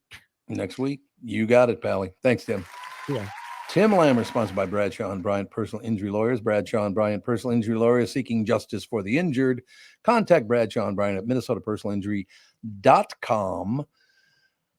Sandy not on yet? No, Sandy is good to go. He is here. I'm surprised you haven't heard him yet. Oh, you mean because he's so yammering? Is that what you're talking about? Yeah. What he likes to do. I got to put up with that too. Ladies and gentlemen, Bob Sansevere brought to you by Bialke Law Firm. Hurt at work, Dave Bialke goes to work for you, taking care of your workers' comp injury claims and denials. Go to BIALKElaw.com. Tell them Bob and Tom sent you. How you doing, Sandy? Well, I'm good. I was having a moment of silence for the 60th anniversary of JFK getting it in, in Dallas. The 23rd. I think I'll go for a nice little car ride through Dallas. Didn't work out that way. Yeah, that was a pretty bizarre time. As a matter of fact, we probably should have booked somebody for today, but we didn't have any room for anybody today anyway. But yeah, that November 22nd, 1963, correct? Yep. Kind of changed the world forever, and then everybody else got shot in the late 60s. That was magnificent. Is there anyone who thinks that it actually was Lee Harvey Oswald? There's no one left who believes that, is there? I don't think so. I think you're probably right about that. See, I wonder how much Johnson knew. Happens in his state. He didn't make a stink about it. He just raised his right hand and said, "Yup, I'm president." You might be right about that. You never. Hey, look, all these guys, it's all about power and money. So who the hell knows who did what to whom? Yeah. And Johnson was the guy who liked to have meetings when he was on the pot. Somebody just started playing a violin there. I don't know what that was. No, I had a noise, but it wasn't like a violin. It was the great comic Brian Miller. Did he text? Was it like do? Yeah. Yeah. So that's what it was then. Yeah, he's still texting there. Okay. Does he know you're on the show here? Well, that was the text I sent him. I said, maybe we can talk about 10. I usually talk to him at 10 o'clock, but I said, maybe we can talk at 10:15. And he said, 10 works. No, 10 works. All right. Anyway. Okay, Brian. See you Why don't you later. calm down? He's you know what? He just woke up. He's had a rough time of things. So anyway, how about It's those 10 o'clock. What do you mean he just woke up? Okay, you know what? He's a comic. He's up late writing jokes, I'm sure. Uh-huh. He's one of the nicest comics I've ever met. He's not as well, what's the right word? Odd. Oh, the right that's word? a good word. Yeah, that's a good word. Yep. Because they all have some issue or another. Brian has I don't know if he has any, but he definitely would have the fewest of anyone. So, Sandy, what else is going on in the world? Well, did you see? I know we talk about the Vikings but this Irsay character, Jim Irsay, he's the owner of the of the Indianapolis Colts. Yes, sir. He claims now he claims he was arrested in 2014. Arrested, by the way, for driving while intoxicated. Had in his system oxycodone, hydrocodone, some other dones, and he claimed he was arrested because he's a white billionaire and he was fine. Other than that, he couldn't recite the alphabet. He couldn't? No, and he blamed the fact that he couldn't walk straight on the fact, I just had hip surgery. I mean, first of all, to bring up something from 2014 now, what a clown this guy. I don't know who's a bigger clown. He's somewhere in his 60s. That's all. I don't know if it's him. His father was a well-noted drunk. And he was. That's right. Yeah. I don't know if it's him is the bigger buffoon or the guy who's out the sons of these guys, the son of Al Davis, Mark Davis. He's the other one. He's the one with the mullet cut. Yeah. He's in Jim Irsay's defense, I mean, the police are notoriously just going around and arresting white billionaires for It's an epidemic. drunk driving. Yeah, they do it all the time. There's that. Hey, now, Tom, I know we're all going to enjoy a Thanksgiving tomorrow, but will you watch any, if not all, of the football games? None. See, I think this year, because finally the early games always Detroit, they're actually good for a change. Right? Yeah. But when the Vikings do something to me like they did last week, it puts me off the entire NFL. How you could lose to a horrible team like that, I will never understand. Well, it like I said, took a little bit of the luster off of it kind of did of Joshua Dobbs, and people are all whipped up. They love Kevin O'Connell. I just think he needs, and we said it the other day and last week, you got your foot on their throat, you don't let it up, and he did. He did, and he tends to, in some of these games. I don't know why he does that, but I just look. I've been watching the Vikings since I was 15 years old, and they're wearing me out after all these years. I'm pretty worn out watching this team because they never can ever finish anything. No, I mean, we've went through this, and no team in its history has gone longer without a championship. Right, exactly. They lead the leagues, not the league, all the leagues. Yeah, to all sports, not just football. It's true. Yeah. We lead That the too. leagues in losing. Yep. Yeah. And we could lose with the best of them. Ask AJ in the Wild. What's it, 5 straight now they've lost? Oh, they look so bad, Bob. It's not even funny. But And I've got a bone to pick with the NHL. I've never seen worse scheduling. Last night, 0 games across the entire league. What is that? I don't understand it. And it's like the 3rd time that's happened since the season began. Why is there not at least one game on? I just want to have hockey on in the background of everything else I'm doing. Just like it's like throwing on a comfort movie for people. That's me with hockey. Just put any game on. I don't care if it's the Sharks and the Coyotes, 2 terrible teams. Well, are they doing more games this weekend? Is it something where they're like, we know that everybody's going to be at home for the holidays. Let's throw all the games on, Friday, Saturday. Well, today's schedule, I think they added a few teams just to get everybody's playing today. Yeah, there are 14 games tonight, none yesterday, no games tomorrow. It's just it's the weirdest flop for a league because it's like the 4th time it's happened. 0 games. I don't understand it. Well, you got your Timberwolves, Mike. They're the best team in the West. Oh, nice. Yeah, I think we did. Yeah, that was synchronized pretty good there. Did I hear Tom howl? No. No, I'm getting ready to leave. Start Thanksgiving real early. You're going to hear that down the hall. Yeah, down the hall. Exactly. That's exactly right. But it's year after year. You follow the Vikings, you get excited, and then they suck horribly. And I'm sick to death of them. I really am. It was one game. It was disappointing, but it wasn't that bad. It wasn't a historic Vikings collapse. I think we'll be all right. We still have a soft schedule outside of the 2 games against Detroit. Joe Burrow's not there in Cincinnati anymore because he's hurt. So I think we can still go on a nice little run and we'll make the playoffs. But when they lose, the schedule doesn't look as soft all of a sudden. No.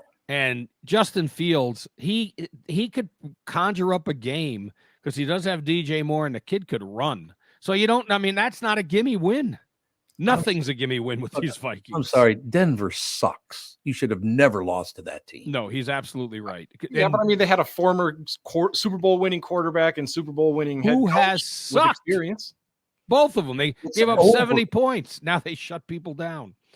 The problem, the Vikings, they can't turn the ball over. This is what contributed to that horrible start to the season. It was the turnovers. And now there's 3 turnovers in the game, and it could have been more. So when they turn it over, they're not going to win. And that's a problem. And as much as I did like and still like the Joshua Dobbs story, he turns the ball over too much. Yeah, he does. It is true. I don't think he's got the best blocking I've ever seen. Well, that could be problematic as well. Actually, I think their offensive line and defensive lines are both very mediocre. No, Danielle Hunter's pretty damn good. And this DJ you got individual players, but as a unit. Yeah, I get it. Yeah, you're right. That's they're some good individual players. Yeah. The star of that defense is the coordinator because he has found a way to make this defense much better than it is. And he does it by blitzing the heck out of it. Sometimes they're going to get beat, but he has done a masterful job with that defense. Brian Flores. Yeah. Unfortunately, this will probably be the only year we have him on our staff just because he's going to be a head coach next year. But whoever is the next in line, tell Brian Flores to leave his playbook because we're just going to keep doing that. Well, the thing about Flores, though, that lawsuit still hasn't been settled. Some teams will stay away from him because they're scared that he's going to sue them. I think the Commanders would be the most likely destination given like Ron Rivera is not maybe the coach for them in the future, but that like a new ownership group, I don't think wants to touch that given they just got into the league. They don't want to ruffle feathers by taking the coach that now like you said, still has a pending lawsuit against the league. Yeah. And if I'm Flores, I wait it out. I'm not just going to the Commanders because they offer me a job. Wait for a place where you can go and actually succeed. And flourish. Yeah, you got to find a division that sucks. Yeah. And there's plenty of them. And that would be problematic. I mean, and a team that is firing a defensive guy I don't know that they'll go out and hire a defensive guy. They may look more for an offensive guy. And that's what, Rivera is a defensive guy. So they want to shake things up a little bit. Now, the place that would be, and this is probably where Harbaugh will wind up, is Chicago. They got to ditch this Eberflus. First of all, he's got a goofy name. Eberflus? Yes. Yeah. Well, say. Sounds like he's from the Willy Wonka factory. Yeah. Get that Eberflus kid in here. How'd you like to be a little kid? You go over and go, hi, Mr. Eberflus. Is Timmy home? Eberflus. There's no way I'd go through life with a name like that. No way. No, it's just not. Okay. Ditka. This is the team that had Mike Ditka. Think about that as their coach. And now they got Eberflus. Just doesn't I know, Bob. seem right, Tom. You know what I'm saying? I understand exactly what you're saying, Sandy. I think you do. So I got to ask you a question. Are you anything you could recommend to watch on stream? Watching anything? Bass Reeves is phenomenal. Yes, I love that show. Taylor Sheridan. I don't know what the hell he's got up in that noggin, man, but he can write some great television. He knocks them all out of the park. He does. We just finished Under the Banner of Heaven, that Latter-day Saints show, which was, I love God, therefore I should kill you. What? Makes sense.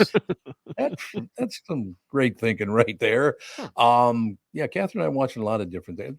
I would tell you streaming is the best television I've ever seen. Yeah, Bob, I would say check out on Netflix The Fall of the House of Usher. Yeah, that's good. Yep. You're right. That's like, is that a movie or is that a series? It's a series. I think there's like 7 episodes. See, I'm watching Bass Reeves, Lawman Bass Reeves, but I'm trying to stay away from the series just because of the, I binge watched Ted Lasso.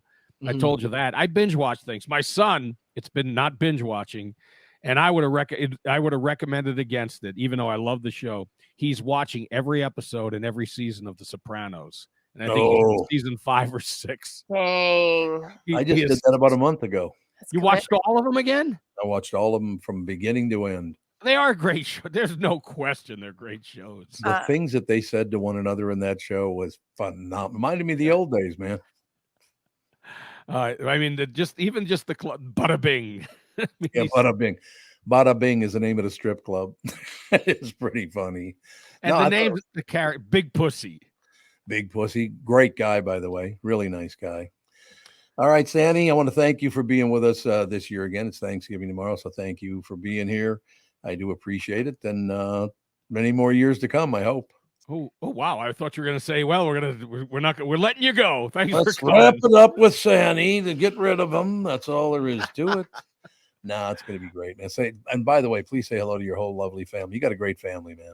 You're too kind. And please say hello to Catherine and your children. And also, thank you for always bringing me back. Get her done, as they say. All right. Thanks, Annie. All right. We'll see you.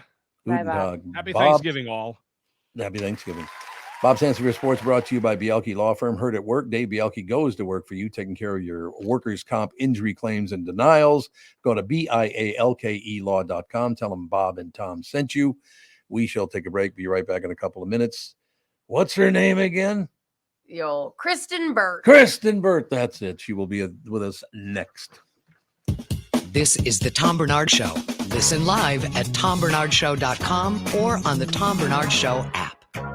Hello, I'm Brad Huckle, President and Chief Lending Officer at North American Banking Company. And I'm Michael Bilski, CEO at North American Banking Company. As a locally owned and operated community bank, we work with many multi-generational businesses. Take Personal Care Dentistry of Roseville, for example.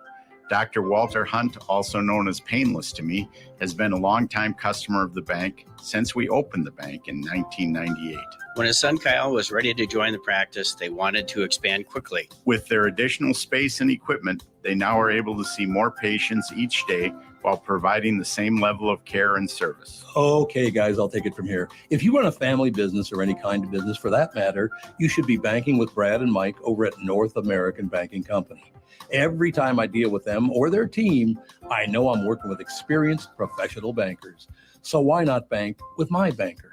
North American Banking Company, a better banking experience, member FDIC, equal housing lender.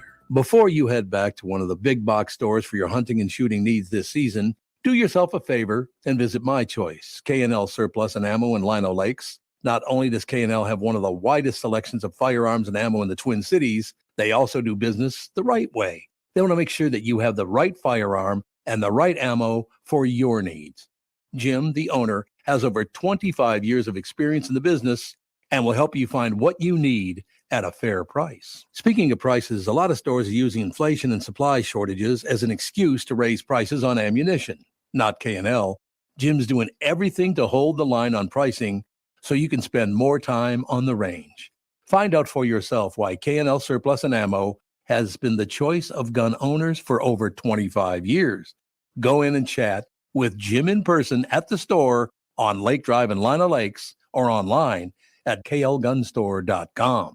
klgunstore.com. Recently, Jim Paul of Valley Buick GMC was contacted by a company that does on-site sales. Jim was confused. Wait, they don't know anything about us, our staff, our reputation, most importantly, our customers. Hey, pal, no problem. We do them all over the country. You know, get the manager off the roof sale, inflatable gorilla sale, and our favorite, the 13-hour sale with a giant clock that goes to 13. Urgency, baby. We bring our crew because, well, your people are, let's just say, a little laid back. And the pricing? Nothing special, sport. But Jim thought, we price competitively every day. Our prices are special. We definitely don't need these guys. But sale does convey some urgency, so we made a bold decision for his fine dealerships. Announcing the Valley Buick GMC 365-day sale. And we can even extend it a couple years or so. I got the air dancer guy, scratch-offs, plastic keys, bubble machine. Valley Buick GMC in Apple Valley or Hastings or valleycardealers.com. Hurry.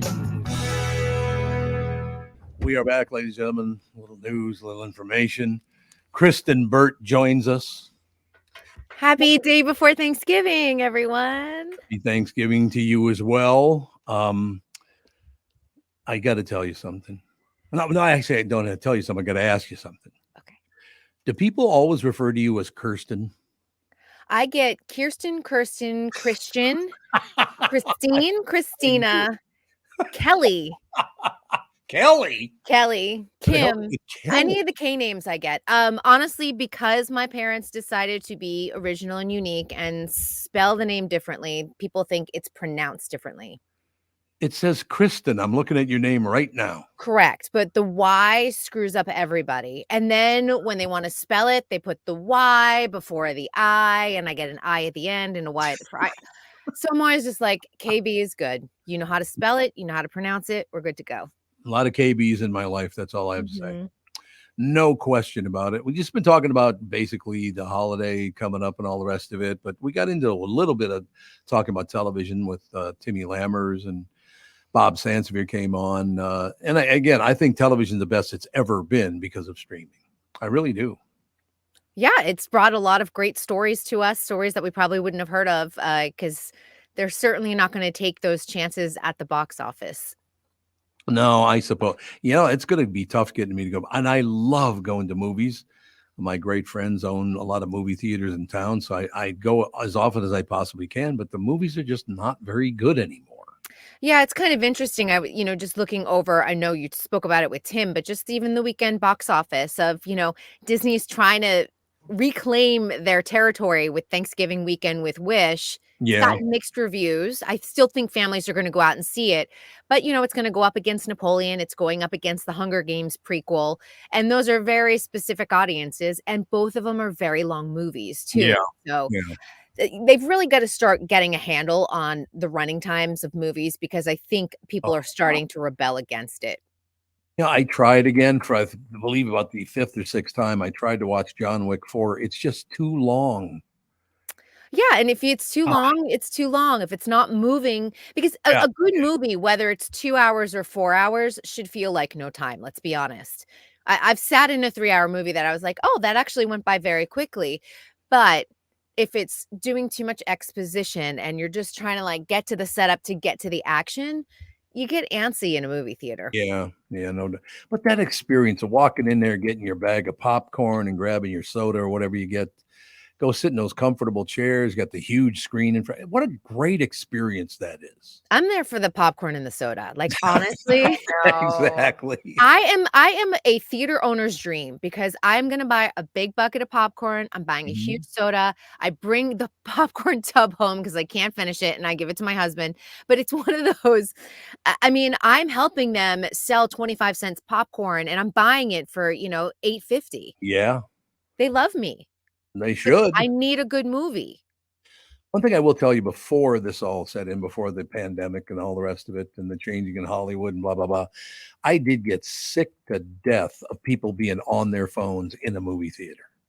I don't see that happen often. I have to be honest. God, it was horrible. I don't know if it's maybe a regional thing or, I mean, and a lot of my screenings too are press screenings. So people have not to get on their phone. So I don't often go to public screenings as much as I used to. So can you bring like a notebook in and write things if you want? You can bring a notebook in. You can also put your phone on like dim mode. And I know some reporters will actually go and, just kind of type out notes with the screen not lit up. But honestly, it's not very disruptive. I think people are kind of expecting it. And I find most reporters just wind up taking their notes. They make mental notes throughout the movie. Yeah. And then immediately after, they're like scribbling down notes on a little notebook or whatever. That's what I usually do. Are you guys big at your house with the Christmas movies, the three of you? Yes. Well, we are. That's why I'm asking. Oh yeah. I mean, I'm all over it. I will probably watch at least 4 or 5 Christmas movies this weekend. And do you have a favorite of all time? My favorite of all time, it used to be Love, actually. And I feel like it's shifted over time. And I feel like I always gravitate toward, I know we talked about The Family Stone. That's one of my favorites. I do like A Christmas Story. I know some people don't, but that's one I'll watch over and over. Love that movie. Yeah, I'm that person. I don't. Yeah, I knew someone was. I was like, I knew someone had mentioned it. And Elf, I can watch Elf nonstop. That is probably my number one on rotation. I'll just jump in like an hour in. I'm like, great, I'll watch that. Yeah. So you're gonna go see it in theater then? Now that it's coming back for its like 20-year anniversary? Yeah. I probably won't. Just because I've seen it so many times, I don't need to spend $20 on seeing it again. But I have Hallmark and Lifetime and Amazon and Netflix in rotation for all of their original holiday movies this year too. Yes. See, that's terrific. I just and I've never liked Will Ferrell. I never thought he was funny on Saturday Night Live. Never cared for that Ricky Bobby crap, but he nailed that movie. Did you know that Jim Carrey was up for that role? Boy, it doesn't surprise me. I didn't know that. Yeah, it's weird because even though Will Ferrell did that so well, you do know that Jim Carrey would have also. Oh yeah, Talladega Nights. You can easily see him slide into that. Oh, Elf. Oh, okay. Yeah. You could easily see him have done that role. Yeah, for sure. Not a reach at all. The wonderment of him, like he would have been. I know. Yeah. Did you ever have to deal with him? Well, when I was doing extra work on Saturday Night Live, he was one of the cast members. No, I'm talking about Jim Carrey. Oh, Jim Carrey. I've not dealt with Jim Carrey because by the time I was doing a lot of major celebrity interviews, he had kind of retreated from the industry at that point. Yeah. Well, and why did he? Mental illness. I do think he's struggled a lot with his mental health. That's not a surprise. Some of his conspiracy theories are interesting. Ooh, I don't know about those. Maybe you could update me on this. I Well, don't know. he started out with the whole Jenny McCarthy anti-vaccine conspiracy theory when they were dating. Do you remember that? No. Yeah. So she was probably the first big Hollywood celebrity who went on Oprah. And if you remember how big Oprah was at the time, and talked about the fact that she believed her son's autism was caused by getting a vaccine. Does she have an argument? I mean, is there a possibility that could be true? I think that it's been medically proven at this point that autism and vaccines are not related. I'm not a doctor. I'm sure Yeah, there's someone out there that would dispute that. They believe it's other genetic causes or in some environmental causes, but not from vaccines. But that's what she correlated it with. And because of that mass Oprah audience, especially at the time when like that was what you watched at 3 p.m. every single day, that really got a hold. Like that caught fire very quickly. And like a lot of moms of that generation started asking for different vaccine schedules, or that sort of started the movement of people going, I'm not going to get vaccines for my kids. It's you can really correlate it right back to Jenny McCarthy's appearance. Really? Yep. Because like I said, I got 3 vaxes and 2 boosters, and I still got it twice. So why didn't it work? It's not supposed to keep you from getting it. It's supposed to keep you from going into the hospital and dying. Oh, people believe that. Well, I talked to some of the people who died. You can talk to some of my friends who died from COVID. I'm sure they wish they had had a vaccine. You have friends that died from COVID? Oh yeah, we have Bill and I Really? probably had 3 or 4 friends who passed away from COVID. And how old were they? All of them were between 30 and 55. Oh God. They were young. Well, I'm sorry to hear that. I don't know anybody that died of it. Yeah. And no one and the crazy thing was no one had any comorbidity or anything that you'd go, oh, of course yeah. they passed Yeah. away. Yeah. It was really sudden and shocking. So you had people die of COVID. My friends are all shot to death. So, there's kind of a correlation there. Happy times at the holidays. An injection of one kind or another, I guess. No, I'm very, very sorry to hear you lost all those friends. That's terrible. Yeah, it was. I mean, it was honestly it was a dark time. It really was. Yeah. In California, we were locked down. I think California and New York and a couple other places were locked down a little bit longer than other places. So we were just like, ugh, it was a tough time.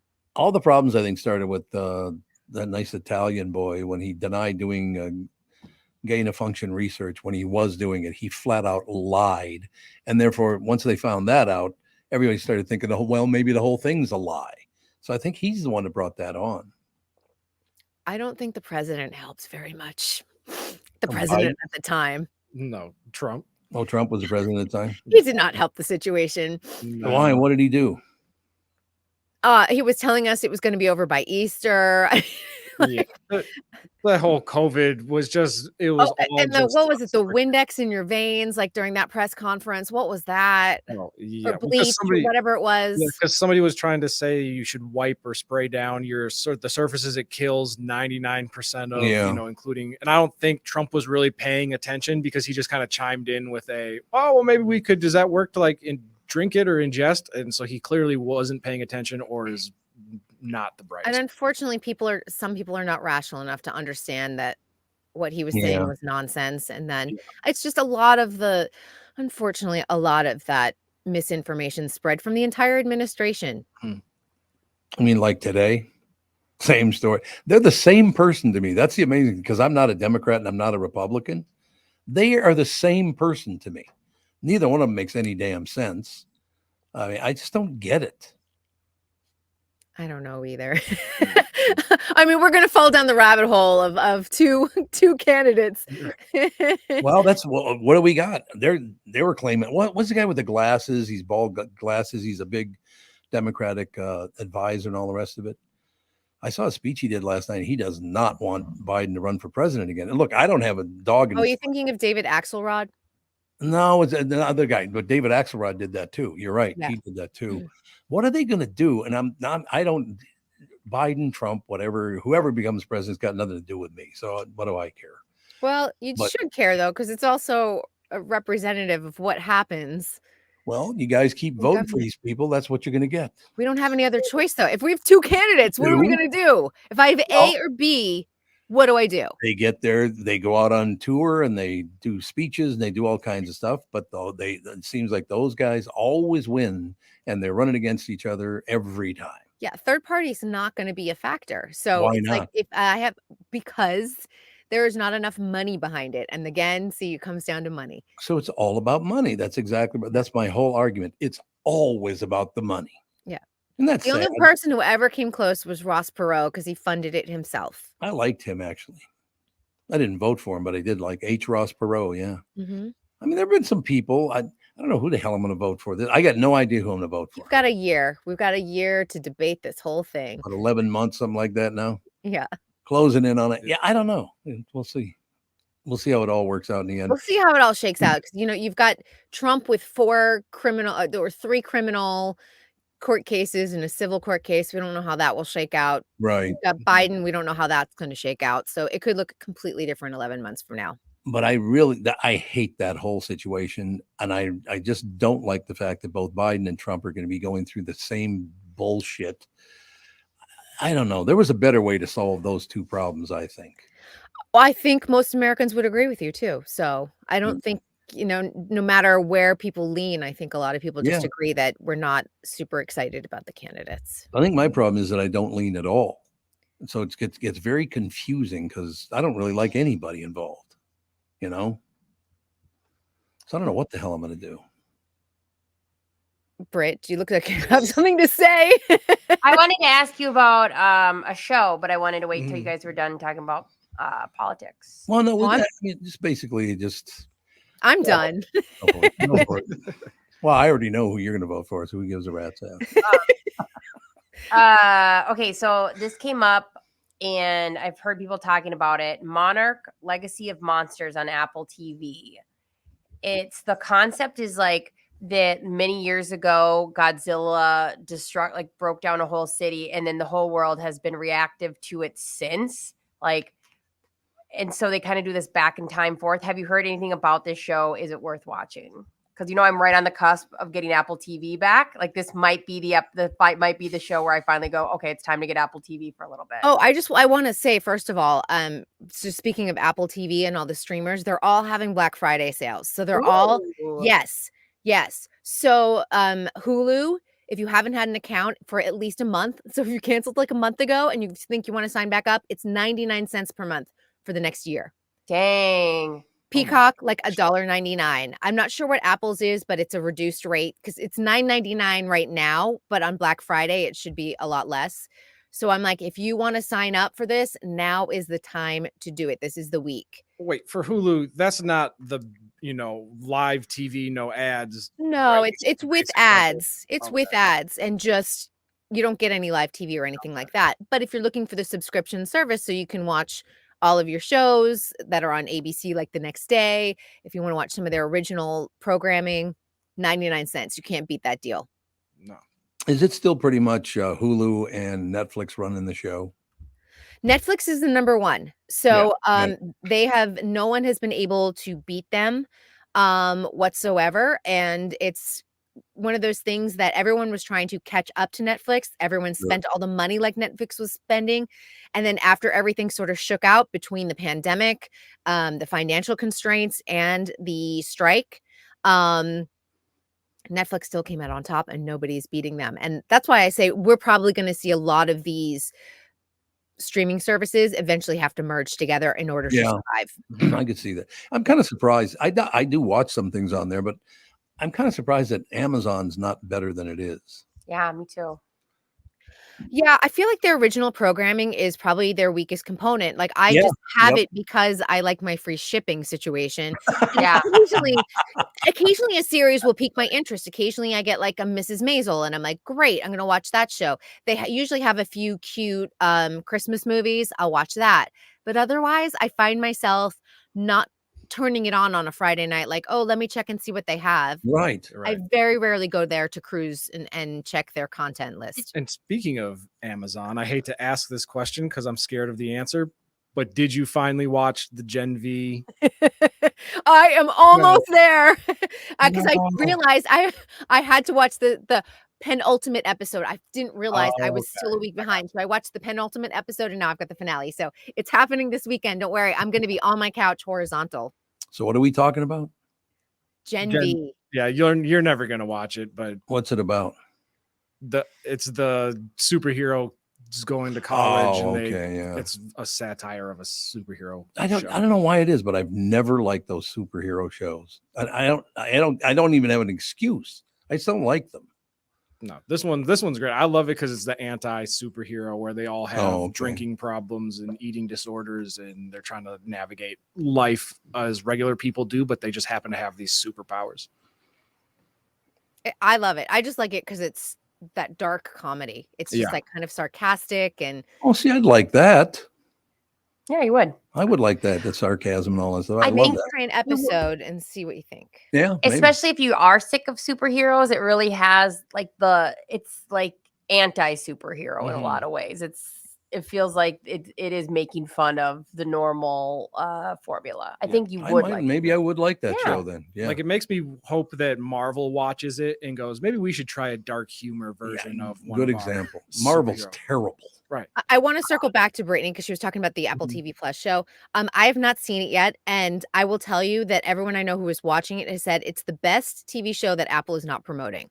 Yeah, I know. So, I think it's gonna be on my list for this weekend. So it's called It's called Monarch Legacy of Monsters, and even the title is like a mouthful of weirdness. It's Like, awkward. wow, yeah, and it is literally anyone who watches it is like, Brittany, you're gonna love this because it's like it takes a whole world of like it's almost could be interchangeable with any sort of disaster, but it happens to be Godzilla. And then like, what would the world be like if there had been a Godzilla attack years ago? And then there's like a back and forth with like then and now and like where the world is going. And they say it's so good.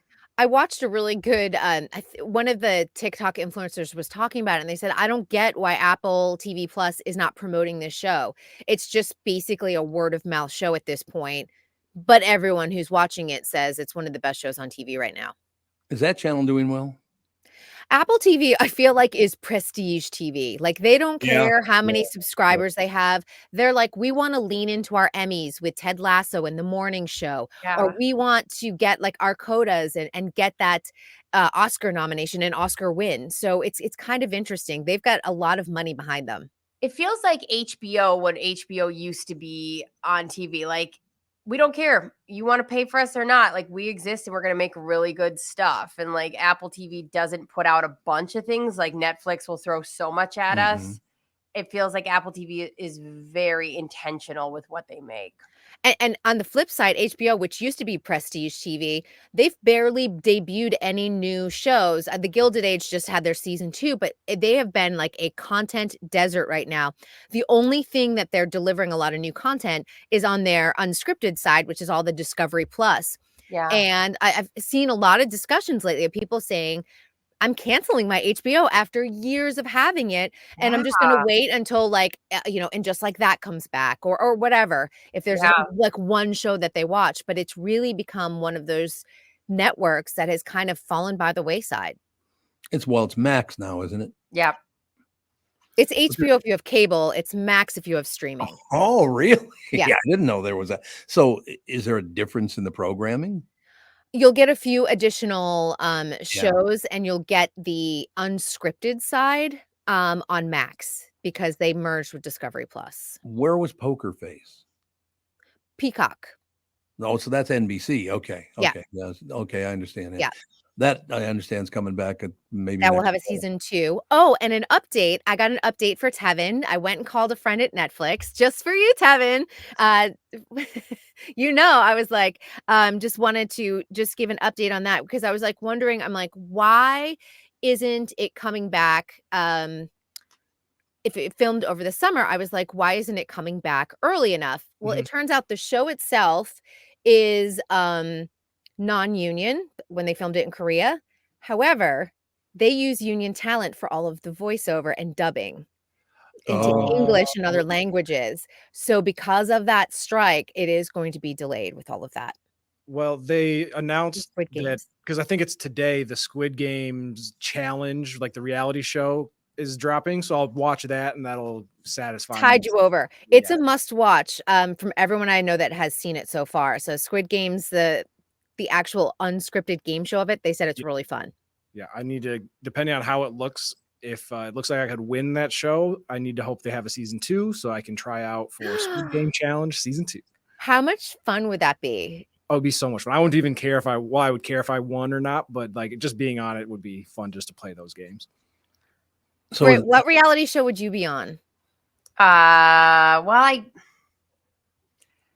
I feel like I want to go Real Housewives because I have always wanted to throw a drink in somebody's face.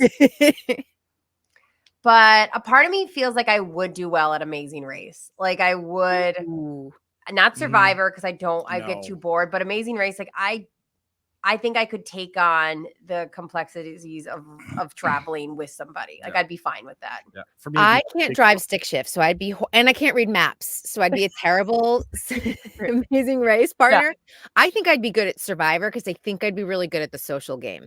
Yeah, you would. Yeah, I'd be able to strategize and probably pit people against each other, which I don't know if that sounds like a really good quality, but I think just from my reporter skills of like when you're trying to, because I love interviewing. So when you're trying to get around to a question that you're like, you have to like, I have to go through the side door to actually ask this, and you get the answer you need. You're like, yes, I think I could do that really well on Survivor. Yeah, so you could do well at like a Big Brother type game. Oh, you yeah. got to make the alliances and all that. Or mine was always the Real World Road Rules challenge. And yep, that was my tea. Tom, what reality show would you do well on? Don't bring that up to me. You don't want to do a single reality show. No, that's not it. I've never told anybody this actually. This has never come up. A&E, the channel, right? Mm-hmm. Offered me my own television show. And the Dickey brothers said no. So there you go. Do we still have a contact over? Oh, here we go. Because we need to get you a show. Tom, you could do it now. You have such a cast of characters on your show. They're all a pain in the ass, though. Exactly. It would make for great reality TV. It would make great reality. Yeah, I will never forget that. It's like, really? Okay, thanks, boys. Whatever. I'm not a big reality TV guy anyway. I tried, and it just, again, it all seems like it's staged to me. It doesn't. Everybody thinks it's just off the cuff. It's 100% staged. It's produced to the gods. Yeah. It's very. So it's even worse now than it used to be. So my girl, she watches the Housewives of Salt Lake City, and yesterday she was like, "Do you want to watch it with me?" And I was like, "I do not want to watch 45 minutes of 10 grown women just screaming at each other the entire episode." That's all what they it do? Is. It's just, and you told me that Jenna wasn't going to be here, and she said that I was a doo-doo head, and it's just bickering back and forth. Doo-doo head. I like doo-doo head. I love that you have the names correct, though. Is Jenna actually one of them? Not in Salt Lake. Jenna's New York. Oh, okay. There's so many Real Housewives cities. It's all one. But it's a real name of a housewife, though. What was the first one? Does anybody know the first reality TV show? Oh, I probably. Well, the Osbournes were. PBS actually did one called The American Family. Oh, yeah, that's right. Yeah. Yeah, that started either in the late 60s or early 70s, and they followed the family as they grew up. And it was a really sad story. Like the parents wound up getting divorced, and like everyone became estranged. But that's considered the very first reality show. Yeah, otherwise, MTV always tries to claim their like probably the modern era. Oh yeah, that's true. Real world. Yep. Yeah, and then True Life was like so wild. Do you remember that show? True Life, like where they're like my true life as a True Life. I'm a teen mom, or True Life. I want to get breast implants. Like it was like a view into non-celebrities, like people's real homes. It was pretty intense. It was called what? True Life? Yeah, True Life. And then it would be like something. True Life, I'm getting a divorce, or True Life, I am competing in a gym like it had like a title underneath. Every True Life was different. Although they're saying when you look it up, Candid Camera was what they're saying is the first reality Candid show. Well, I suppose. Aired in 1948. You're on Candid Camera. Alan Funt was the host name. I do remember That is a last name. Funt. Yeah, it's not a good last name. I It's would like have a to very agree. fun girl. I'm surprised in the era where actors and performers changed their last name. No one suggested for Alan to change his last name. Yeah, Funt is not a good name. I'm with you though. I'll tell you what, though, I still remember lines from the little kids on that show when they had the little kids on. Oh, that's so cute. They had an episode where the guy was sitting down with, I think they were like fifth graders, projecting what they'd end up doing in life. Like, I've looked at your form and you should become a police officer, that kind of deal. But there was this one kid that comes in and he's sitting there and you can tell he's a little uncomfortable anyway. But the host looks at it, and it wasn't Alan Funt, it was somebody else. He looks at it and he goes, Well, Billy, we've looked at your paperwork through and through, and we have the exact perfect occupation for you. We think that for the rest of your life, you should become a shepherd. I thought the kid was going to have a heart attack. He's like, "What? Why? A shepherd?" That's so hilarious to think about. It was phenomenal. Do I have It was to take naps outside? Like, That sounds really relaxing, to be honest. big staff. oh, but you know that we're only seeing the good stuff of shepherd life. You I know. bet sheep poop smells really bad.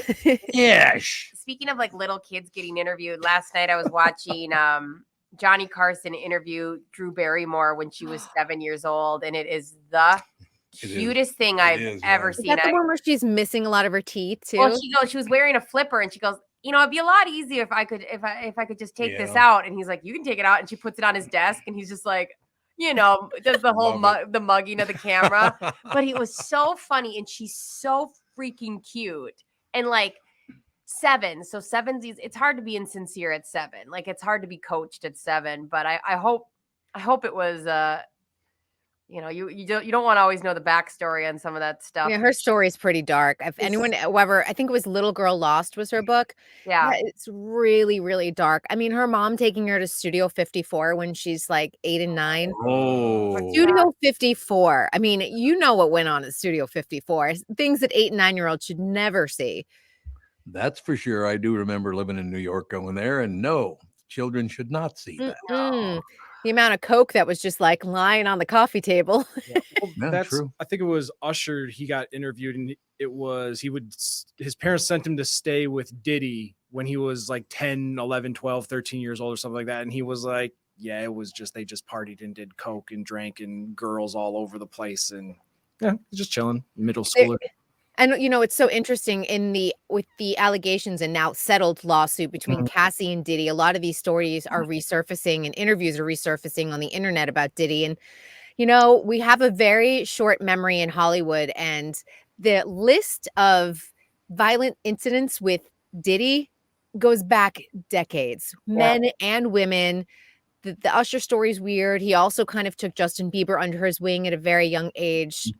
It's very uncomfortable when you kind of start to like look, you know, below the surface of really what was happening in Diddy's life. I'm waiting. Oh, you're waiting for what? I thought they would react to that, but they did not react to that. They did not, because they know. I'm sure they know.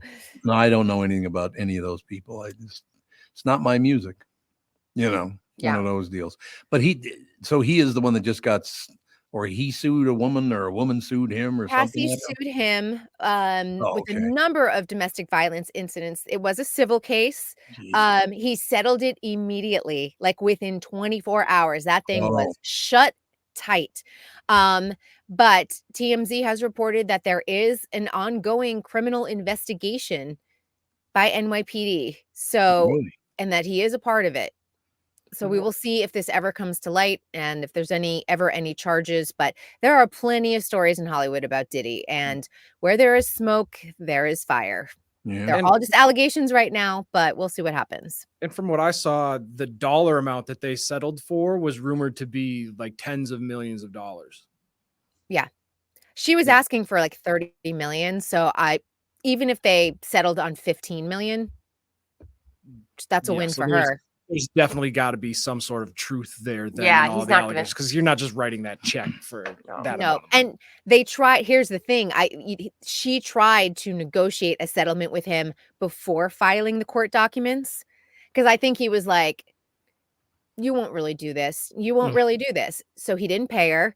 She filed the lawsuit, which she has the right to do under the sex abuse case law, which, you know, it allows you to do it civilly, even though if criminal charges or the statute of limitations has run out on those cases.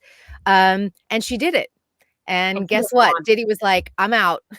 Yeah, he doesn't want that going to court. I mean, nothing would look worse than even if they said, hey, you didn't do it to the extent.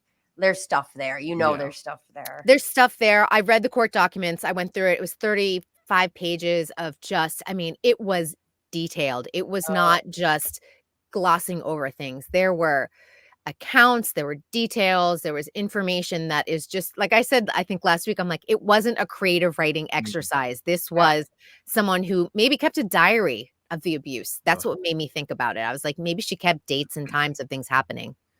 So he's been doing this his whole life? It seems to be, or throughout much of his career, there's allegations, there's stories surfacing about when he dated Jennifer Lopez and Shine. When I don't know if everyone remembers when Jennifer Lopez and Diddy and Shine were all arrested at a New York club. They kind of go into all of that and sort of the violence and dispute that went on there. He's had ongoing disputes with 50 Cent. Usher's even, it's interesting. If you listen to some of Usher's old interviews, like Tevin was saying, he just talks a lot about the inappropriate things that were going on while he was under Diddy's guardianship. So why is he not in prison? Because we didn't start looking at any of this until 2017 when the Me Too era came around. Why? I think it's like the situation that he's in. He was so powerful. He was a kingmaker. I mean, and if you're in that situation, first off, we've talked about abuse in general. Her hands might not be clean in her mind where she goes, well, I did this or that. There's like that, that whole situation of abuse that goes on. And then it's like, well, this is how you see other people take it. So maybe I take it. Like I could see Jennifer Lopez being like, I don't want to be known for this. So I'm not going to say anything. I want to just move on with my life and my career. And I don't want to be the girl who was abused by, I could see all of that. Yeah. And with Cassie specifically, she had one huge hit, Me and You, and then her career kind of just fell off. So she could have been in a position where she's like, this guy controls the music scene. If I want to be famous, I can't go after the guy that's at the top of the mountain. And there's a famous incident that was on Making the Band back in the day, which was on MTV, and it was caught on camera. He had a fight with Lorianne Gibson, who was his choreographer. Now, MTV didn't show the actual visual of it, but you hear the audio of kind of what was happening behind the scenes. And reportedly, like one of Diddy's guys started like picking up a chair and throwing it at Lorianne Gibson. And I mean, this goes on. And, Lorianne's talked about it publicly. She's gone back in past years to go back to work for Diddy. But at the time, they had a huge beef about it in public. And no one really believed Lorianne because she was a woman and Diddy was Diddy. What a story. In any case, thank you for being with us all these years, Kristen Burt. I enjoy it every year. So happy Thanksgiving to you and your entire family. And I appreciate it. Happy Thanksgiving to you and all of your listeners. Have a good one, guys. Which includes everybody. Now we're talking. We will take a break, come right back and wrap it up. Thanks. This is the Tom Barnard Show. Hello, I'm Brad Huckle, President and Chief Lending Officer at North American Banking Company. And I'm Michael Bilski, CEO at North American Banking Company. As a locally owned and operated community bank, we work with many multi-generational businesses. Take personal care dentistry of Roseville, for example. Dr. Walter Hunt, also known as Painless to me, has been a longtime customer of the bank since we opened the bank in 1998. When his son Kyle was ready to join the practice, they wanted to expand quickly. With their additional space and equipment, they now are able to see more patients each day while providing the same level of care and service. Okay, guys, I'll take it from here. If you run a family business or any kind of business for that matter, you should be banking with Brad and Mike over at North American Banking Company. Every time I deal with them or their team, I know I'm working with experienced professional bankers. So why not bank with my banker? North American Banking Company, a better banking experience, member FDIC, equal housing lender. Tom here, and I just read a success story from MN Fat Loss client Elizabeth, who just completed the program. Elizabeth writes, I'm a 54-year-old woman who has struggled with losing weight. I had almost constant heartburn, trouble sleeping, brain fog.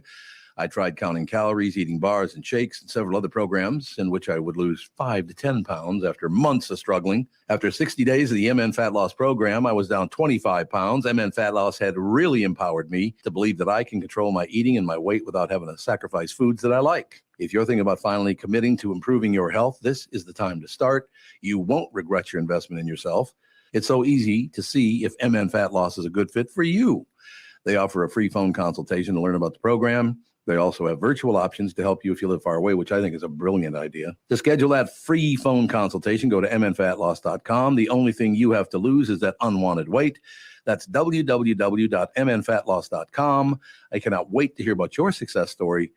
And please let them know that Tom sent you. Recently, Jim Paul of Valley Buick GMC was contacted by a company that does on-site sales. Jim was confused.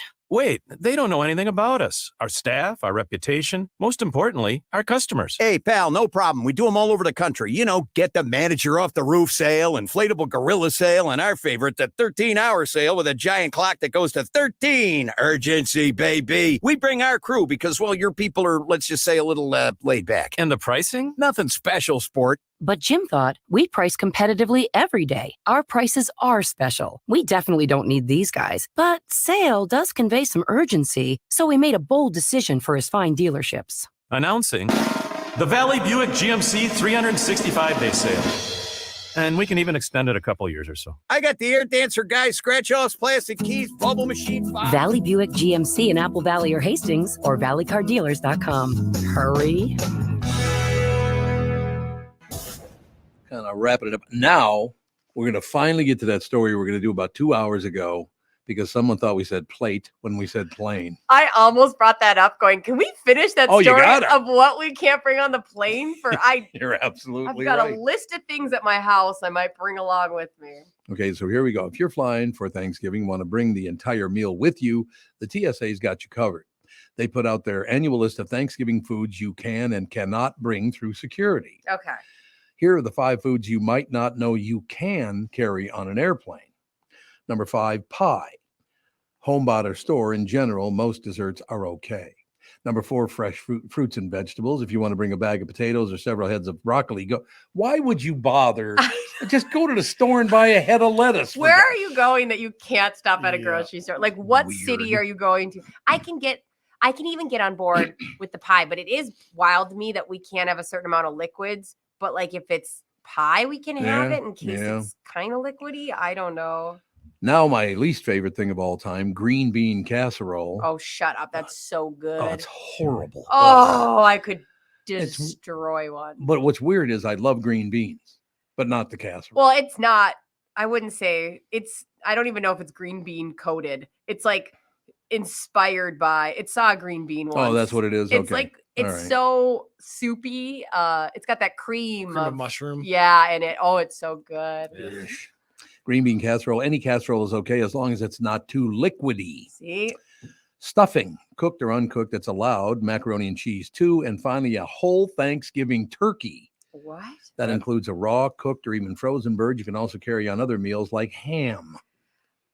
What? It would be devastating if you were like somebody known for your pie and you were going to go make this really long. You took this long time to make a pie and you go to get on the airplane and they go, sorry, throw it out.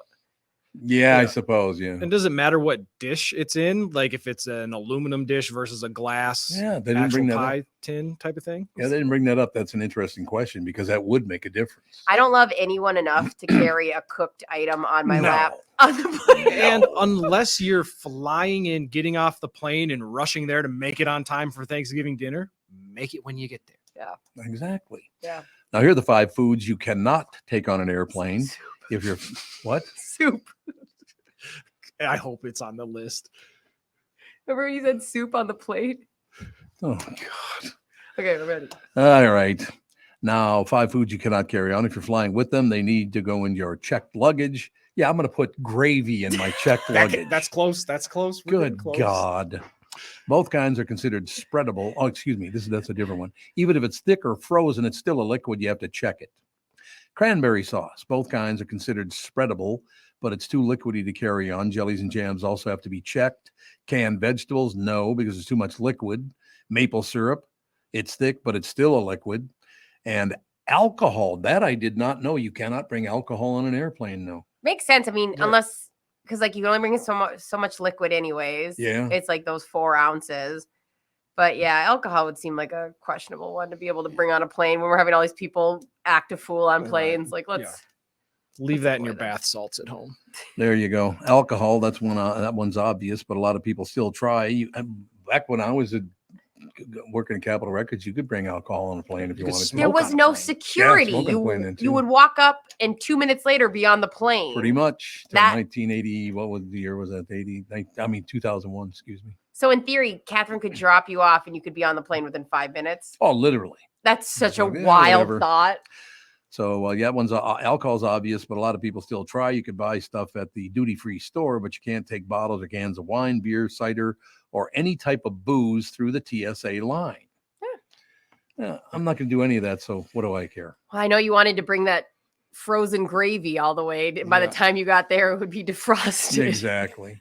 Is that the last thing on the list was alcohol? That was it. Well, the one that was honorable mention was soup. So do not try to bring soup on the plane. Okay, whose honorable mention was that? Whose was that, Just Tevin? wanna throw that out there. Tevin, I am thankful for Tom Barnard. I don't know how I feel about you. We'll wait till next year. That's fine. I was really starting to get uncomfortable because I thought you were going to say you were thankful for me, and I was like, I'm going to